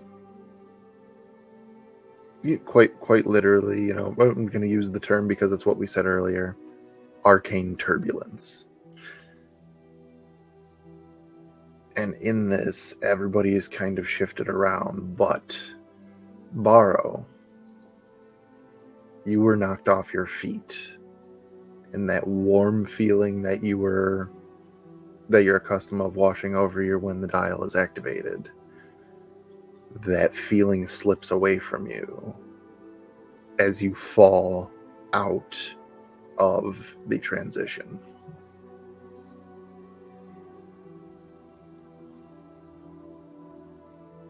And you don't feel ground beneath your feet.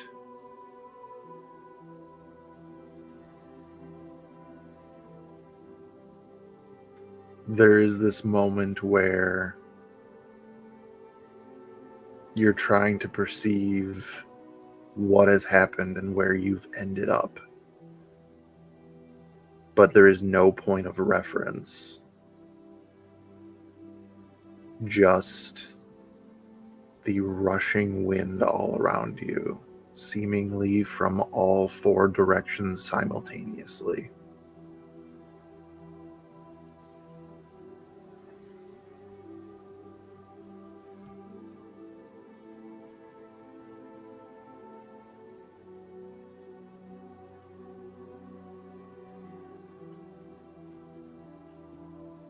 And you're saying that I don't feel ground beneath my feet? Am I still falling?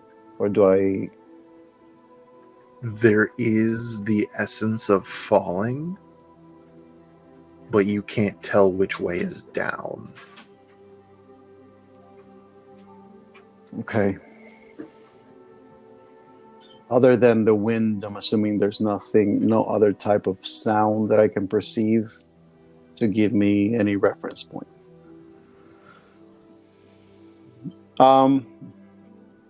Borrow probably the unexpected jolt and the feeling of falling definitely sends him for like a reflex knee-jerk reaction of trying to seek a way to like hold on to the like put his hand on the ground as he thinks he's going to fall to his back, and then there's nothing, and then he feels as if though he's actually falling and continues to fall, and he feels as if his body has fallen to the point where his body has completely like flipped, as if his head is now on a free fall downward, and it only takes him a moment before he feels as though instead of falling down, he feels as if he's ascending while at the same time falling, and then he realizes no longer certain what is up or what is down. And he just feels this rush coming from all directions, as if multiple streams, being in the center of multiple streams that are just colliding and passing through each other. And at first, basically this is one of those instances where, because the wind is only creating sound, but there's only wind around him, there's really nothing for him to see with his senses. So to him, the world looks pitch black with little trails of hints of color that are sort of some of the traces of the wind that he can visualize in his mind. But there's nothing else. And his hand reaches to see if he can find and touch something, but there's nothing there. His feet, there's nothing there. His hearing, there's nothing there. And eventually he sort of embraces it. He just has that moment of, if this is all there is, this is what I'm surrendering to.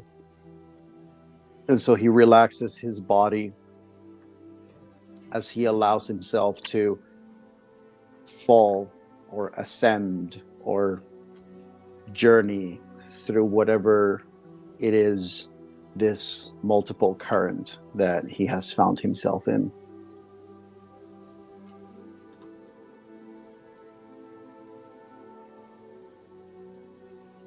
Allowing yourself to be carried, as it were, like a leaf on the wind. It's a struggle at first. The wind coming from all different directions, it's difficult to even allow yourself to resist trying to stop motion in whatever direction you're being pushed or pulled into, and to just let it flow. It's stressful and it hurts in times, but eventually you get to a point where you're able to focus and just feel each little buffet of wind and allow your body to follow.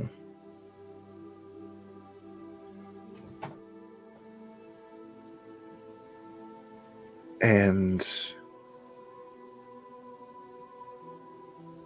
even though you are just allowing the wind to take you wherever it's going to take you, there's almost a sense of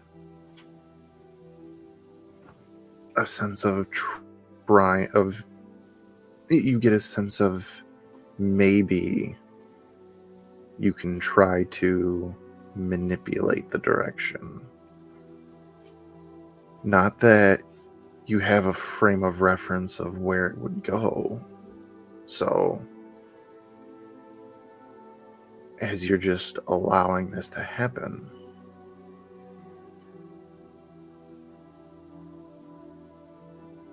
a voice breaks through the rushing wind.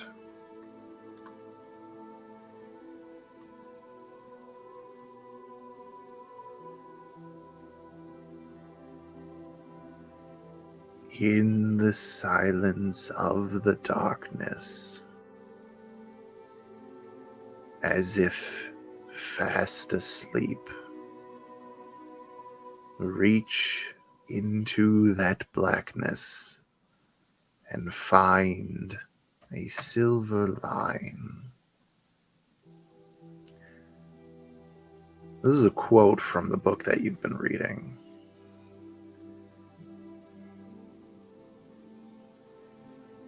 And it is spoken in the voice of a person whose name you would recall as Ugri Mistsun.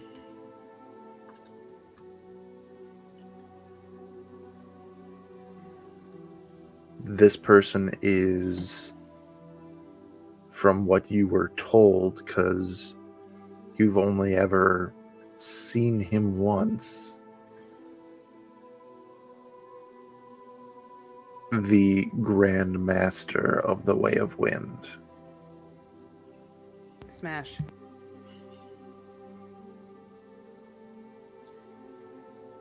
This line is usually taught in a more metaphoric sense.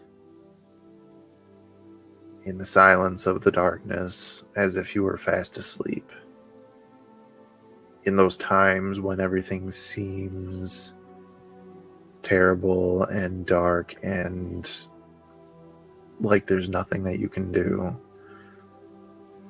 reach into the blackness and find a silver line. Quite literally, much like the modern day adage of a silver lining. This is... Oh, go ahead. No, go ahead. Well, no, because I might really like what you're going to do, and I might have to build off of that.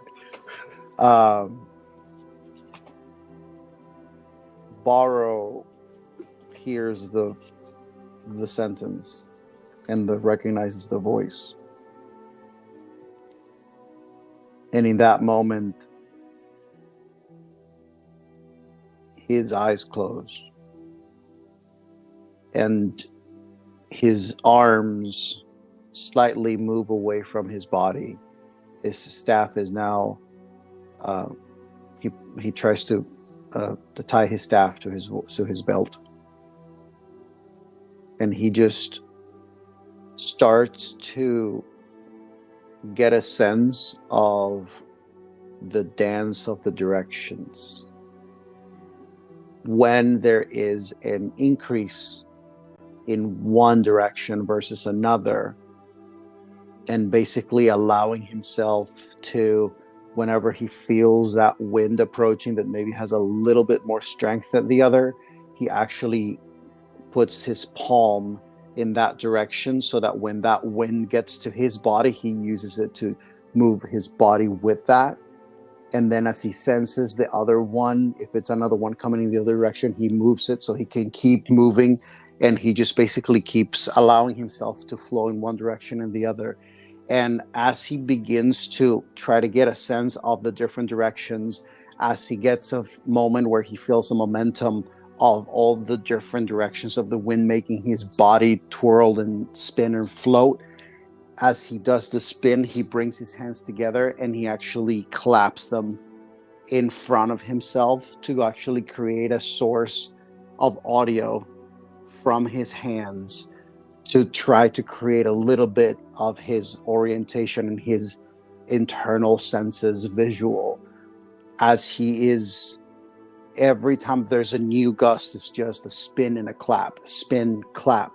And he's just trying to see or focus more on those little traces of the visuals of the sound of the wind to see if he can actually see one that may be perceived as a silver lining within all the different currents of wind. Give me a perception check. Okay, bear with me. My camera may go off. It's okay. I understand. We will just have to suffer of not seeing your beautiful face.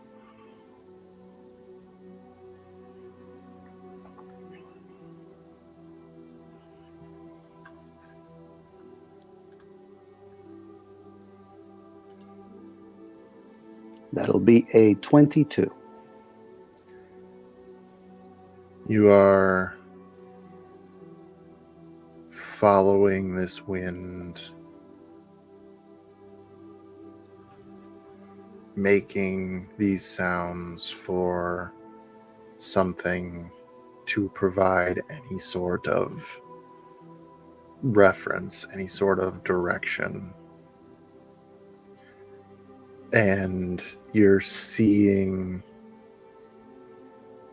basically the wave of sound created from your hands hitting each other. You're watching it extend from your hands, not impacting anything until you can't see it anymore. Clap again, and it extends again. Clap again, and it goes. And you do this several times until, with your eyes closed, listening intently,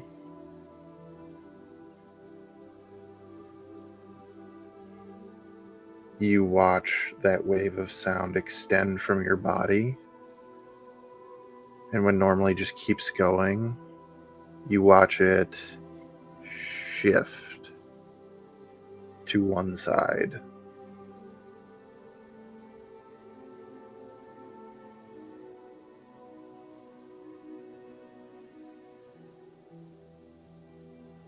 And as you, still rotating, another clap. The sound extends and then shifts in the same way. You're oriented differently, so it goes in a different direction, but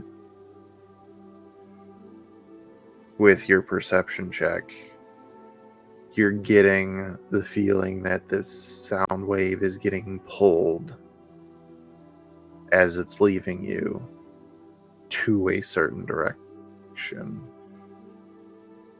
And you keep doing this, trying to follow that, using this dance that you're doing with the wind to orient yourself.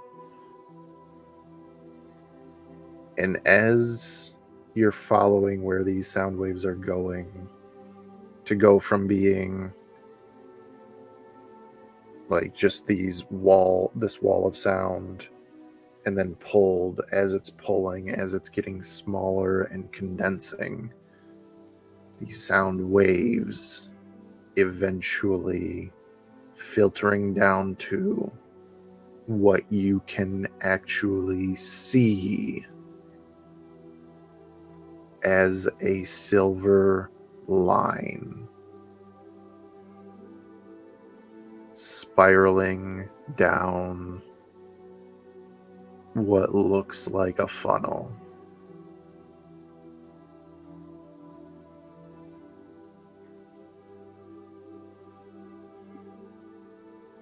Baro will attempt to follow.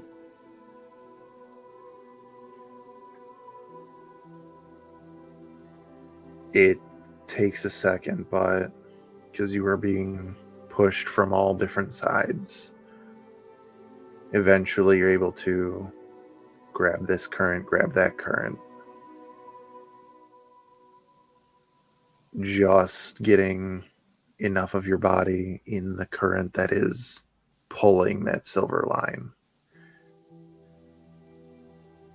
And your body starts to follow it.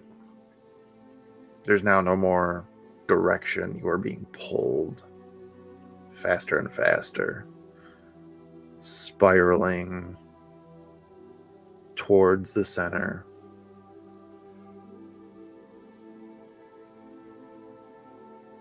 Will you ride the spiral to the end?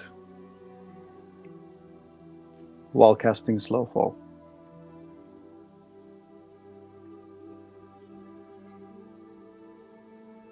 That's intriguing, and you'll find out why. You can tell that you are going almost unimaginably fast. Like, way past terminal velocity that you should be falling at. And you follow this sort of cyclone down and down and down until the spiral turns into a straight dive. And you hear this pulling, rushing air. It sounds like what you would be able to tell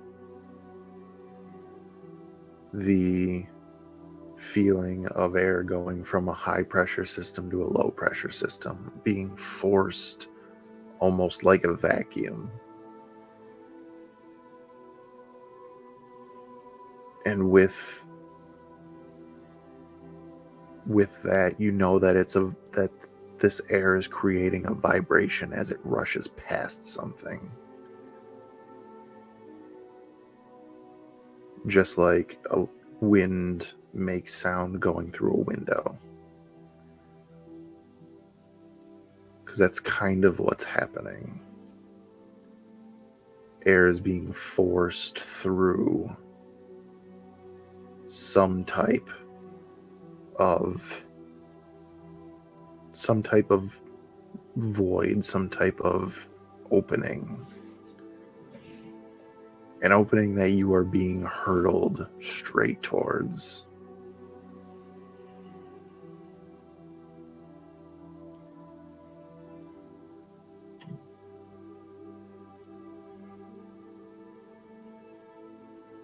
This, with the sound that now the wind is causing with this opening per se, is, I mean, I know that there's a lot of wind happening too, so there's a chance that I probably wouldn't be able to perceive that, but am I able with my senses to get a sense of this pressurized spot, of how big could it be, like, compared to my size? Absolutely massive. Okay.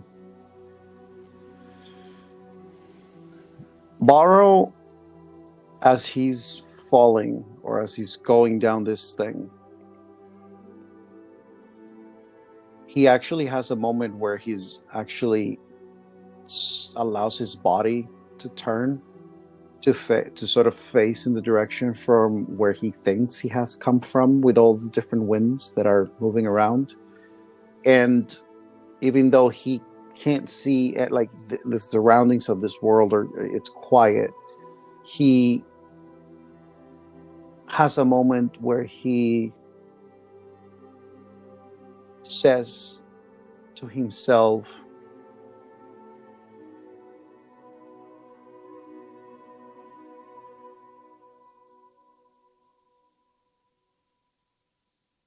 "Thank you, forbearers, for granting me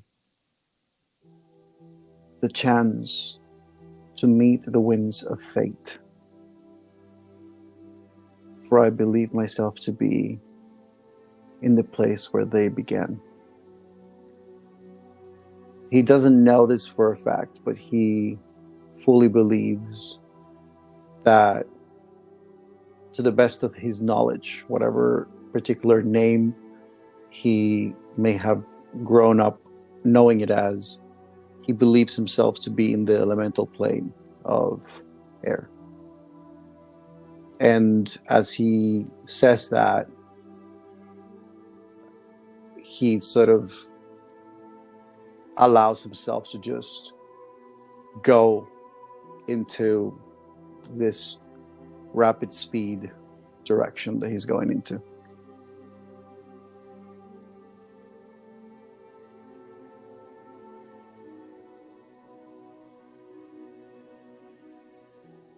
You're muted. allowing yourself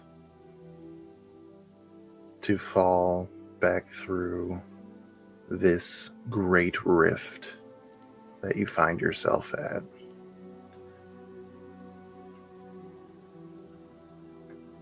You are thrown to this threshold,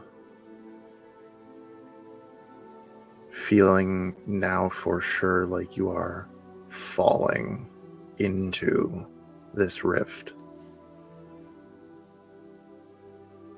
And as soon as you pass that threshold, there's almost a feeling like your stomach drops, like being on a roller coaster that was, going either up really fast or down really fast and then suddenly changing direction. Mm-hmm. Because now you feel like you are being thrown upward.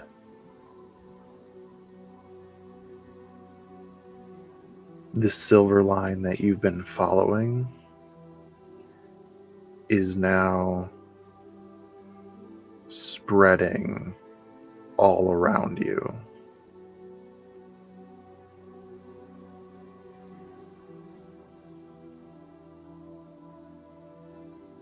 And in this sort of grayscale version, Baro, in this moment, you have perfect vision of the world around you, watching the air currents move against everything solid around you. And with that, you are watching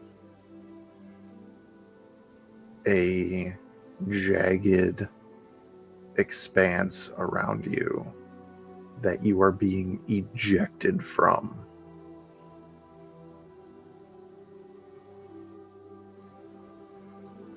And getting higher and higher, you are starting to see that this expanse, this rift that's now under you,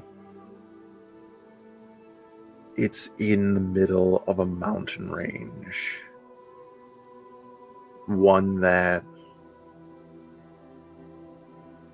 slopes downward into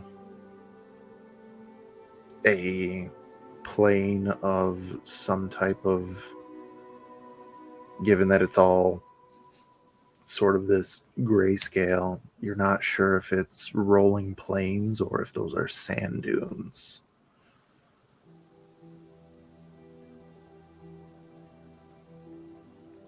But you are carried as you lift your vision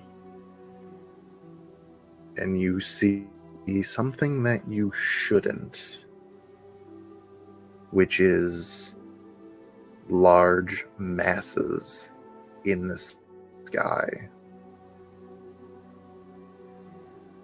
You can tell from what you're experiencing, these are solid.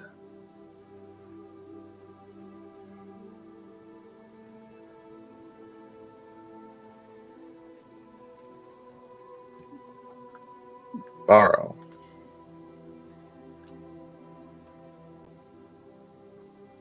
It is at this time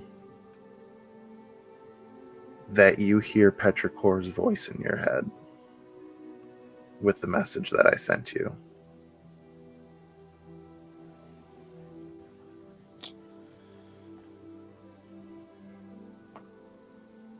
Baro hears the message as he's trying to take in all the information that he's gathering from this moment of true sight, if you will.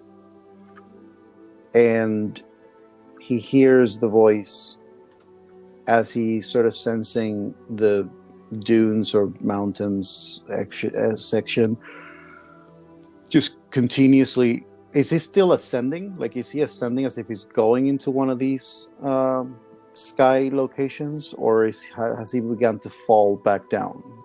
Borrow, you are hundreds of feet in the air at this point. Gotcha. And are the masses in the sky, is any of them near me, or like below me that I could like glide to? You are arcing towards several of them. Gotcha. Perfect. Borrow will probably respond in return.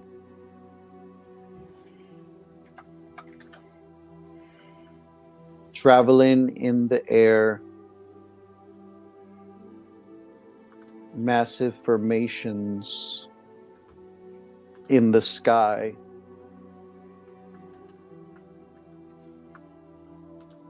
landing in one soon. Are you safe?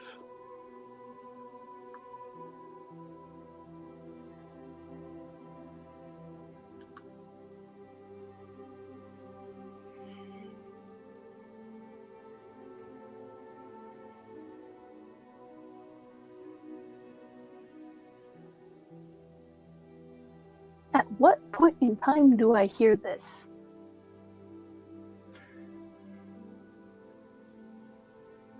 Your message got delayed.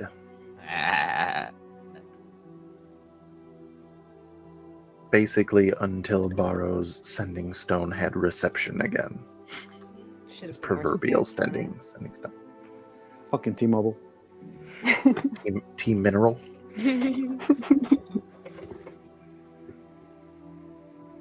have gone with T Horizon. stands for Tiamat because the service is terrible.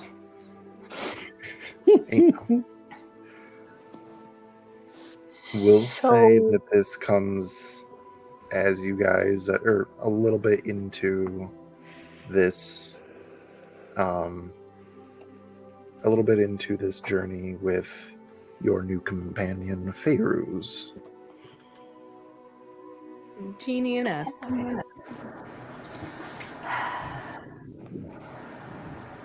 Get the new Sending Stone 15 when you switch on over to Gallup. I hate having to use more spell slots this early. But Put a buff out. I'm gonna. Oh boy. Petrichor is going to cast a secondary sending after receiving that message back after a decent amount of time. Boy. He only asked one question, but now I have so many.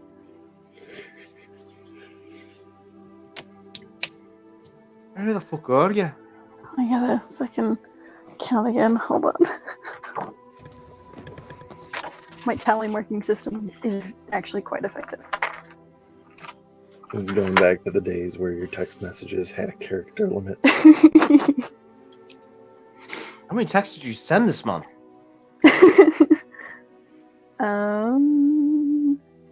Cage is about to be out of minutes. Should have gone with Gallup. So, Clucky. Well, no, this isn't. It doesn't have to be in a whisper. I guess vocal tone comes across in a message. Clucky would hear bits and pieces of what Petrichor would be saying, but due to wind, wouldn't be able to catch all of it. You just know that Petrichor's talking to somebody. And they're going to say. Clucky's a perceptive bitch. That's fine. We are safe. We are safe. We are also headed towards floating mountains. There are monks there that might help us. Gonna try to find you. Stay safe.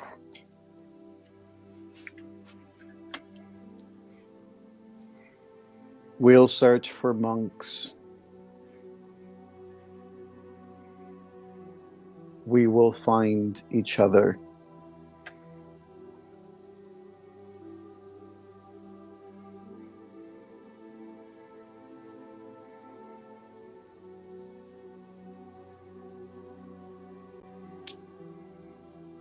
We can do this.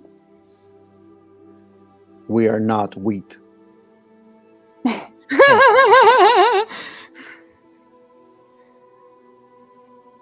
That's going to be the end of the message. That's cute. I love that Inside that's a joke. thing. It's my favorite thing. To be diced merch incoming. We are not wheat. We're not. I can actually do that now. Hold on. That's gonna be a thing now. As long as we focus on the grain, we can get wherever we need to. Sweet brains, bro. Petrichor will lean in close to Clucky's ear. Nope. We're gonna use the Spy's Murmur because it's so much easier. That's literally what we got these for. And one by one to both Clucky and Xanthi will communicate. I got a response from Barrow. He's somehow flying through the air and is going to be landing on what I'm assuming is one of the island mountain ranges in the sky. I told him about the monks, so he's going to try to look for them. Yeah, that's where we're at. The Queen of Ravens give him bird body like me. I don't think he has wings. I don't know what's going on, though. I didn't ask. Well, it's good that we're at least able to communicate with him, so that's something. It means he's on this plane, so So least the it blind took one a has while. feathers. He can fly now. I don't Great. think. So you know how sometimes when things sometimes get very windy and like your shirt flies away, it might be something like that. I don't wear shirts. I don't even know why I fucking bother. Xanthi again, pinching her nose. Hearing that Barrow has emerged, kind of gives Clucky like a little fire in his belly, and he just hastens his pace, basically at this point dashing to get to the floating mountains even faster, breaking mock Clucky, essentially. Borrow. You are attempting to land yourself on one of these islands,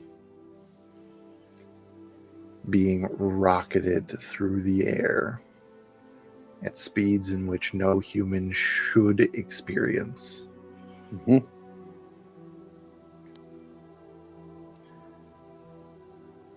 I'm going to ask for an acrobatics check. Bear with me. Uh-huh. Oh no, he disappeared. And he's gone again. Try another sending. That's only going to be a 16. 16. All right. Are you looking at ghosts again?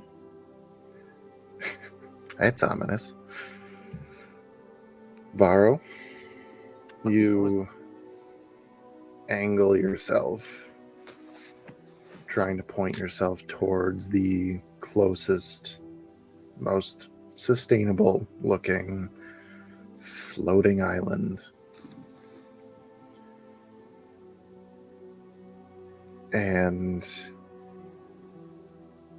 you're able to angle yourself at its peak.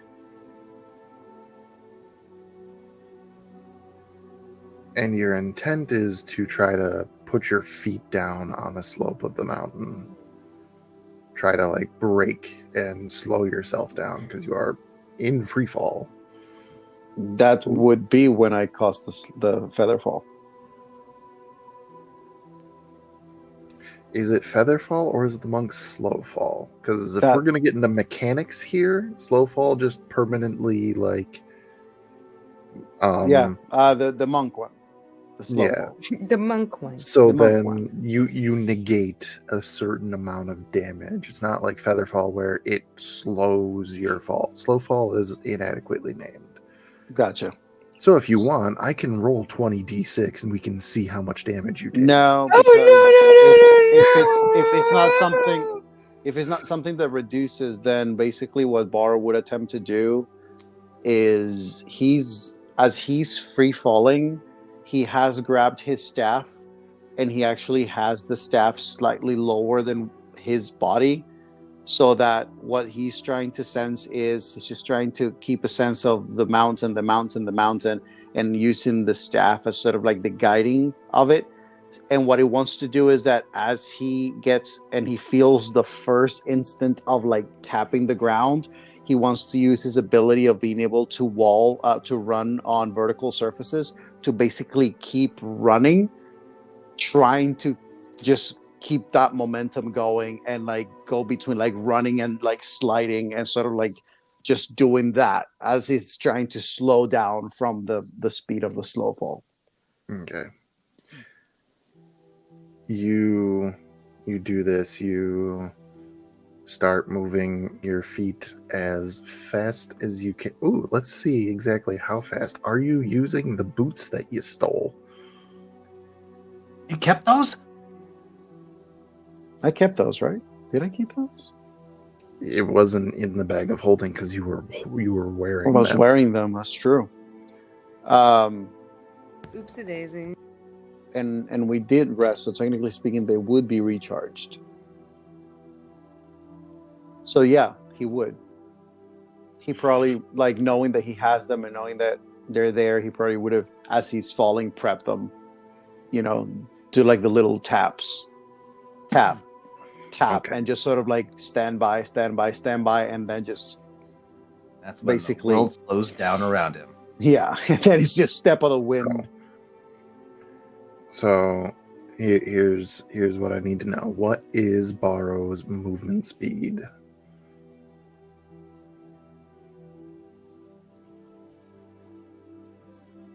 The anticipation.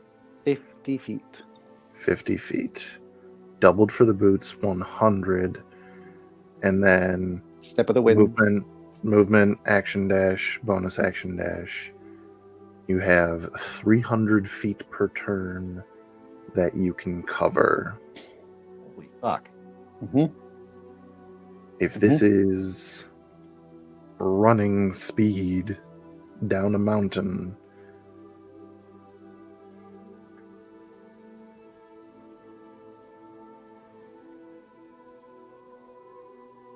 so the difference here, because mechanics, since we're getting into that, a character falls at a rate of 500 feet per turn.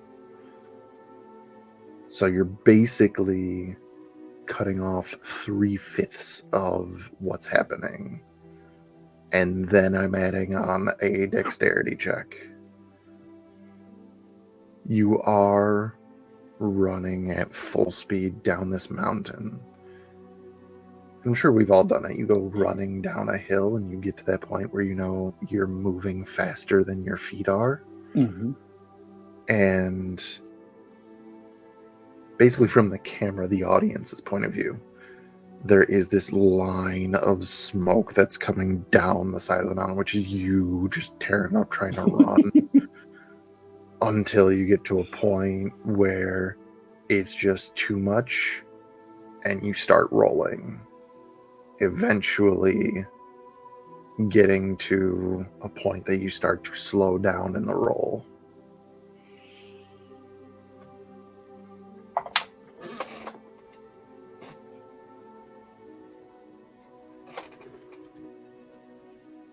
Make a dexterity saving throw.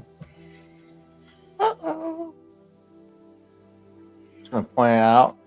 Terminal velocity is 216 feet per second. And you can run 300 until you reach your max velocity. That'll be a 25. You feel yourself rolling, and in the chaos of this, trying to orient yourself and like what exactly is happening, trying to stop yourself from rolling. There's a moment where in one of these rolls, as you're coming down to hit the ground again, you smack to try to get this moment. It's just been these little smacks of ground, and you smack, and you don't feel ground in front of you, so you grip. Barrow is hanging off of the edge of one of these flying mountains. Holy shit. And that is where we will end tonight's session. You bitch. I love it. You bitch.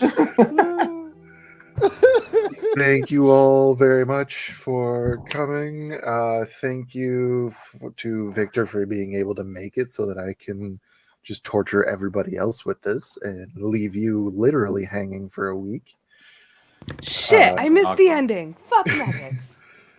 Thank you to Dia for being Yeah! guest for this wonderful arc that we're going to have, and it's going to be all kinds of wonderfulness.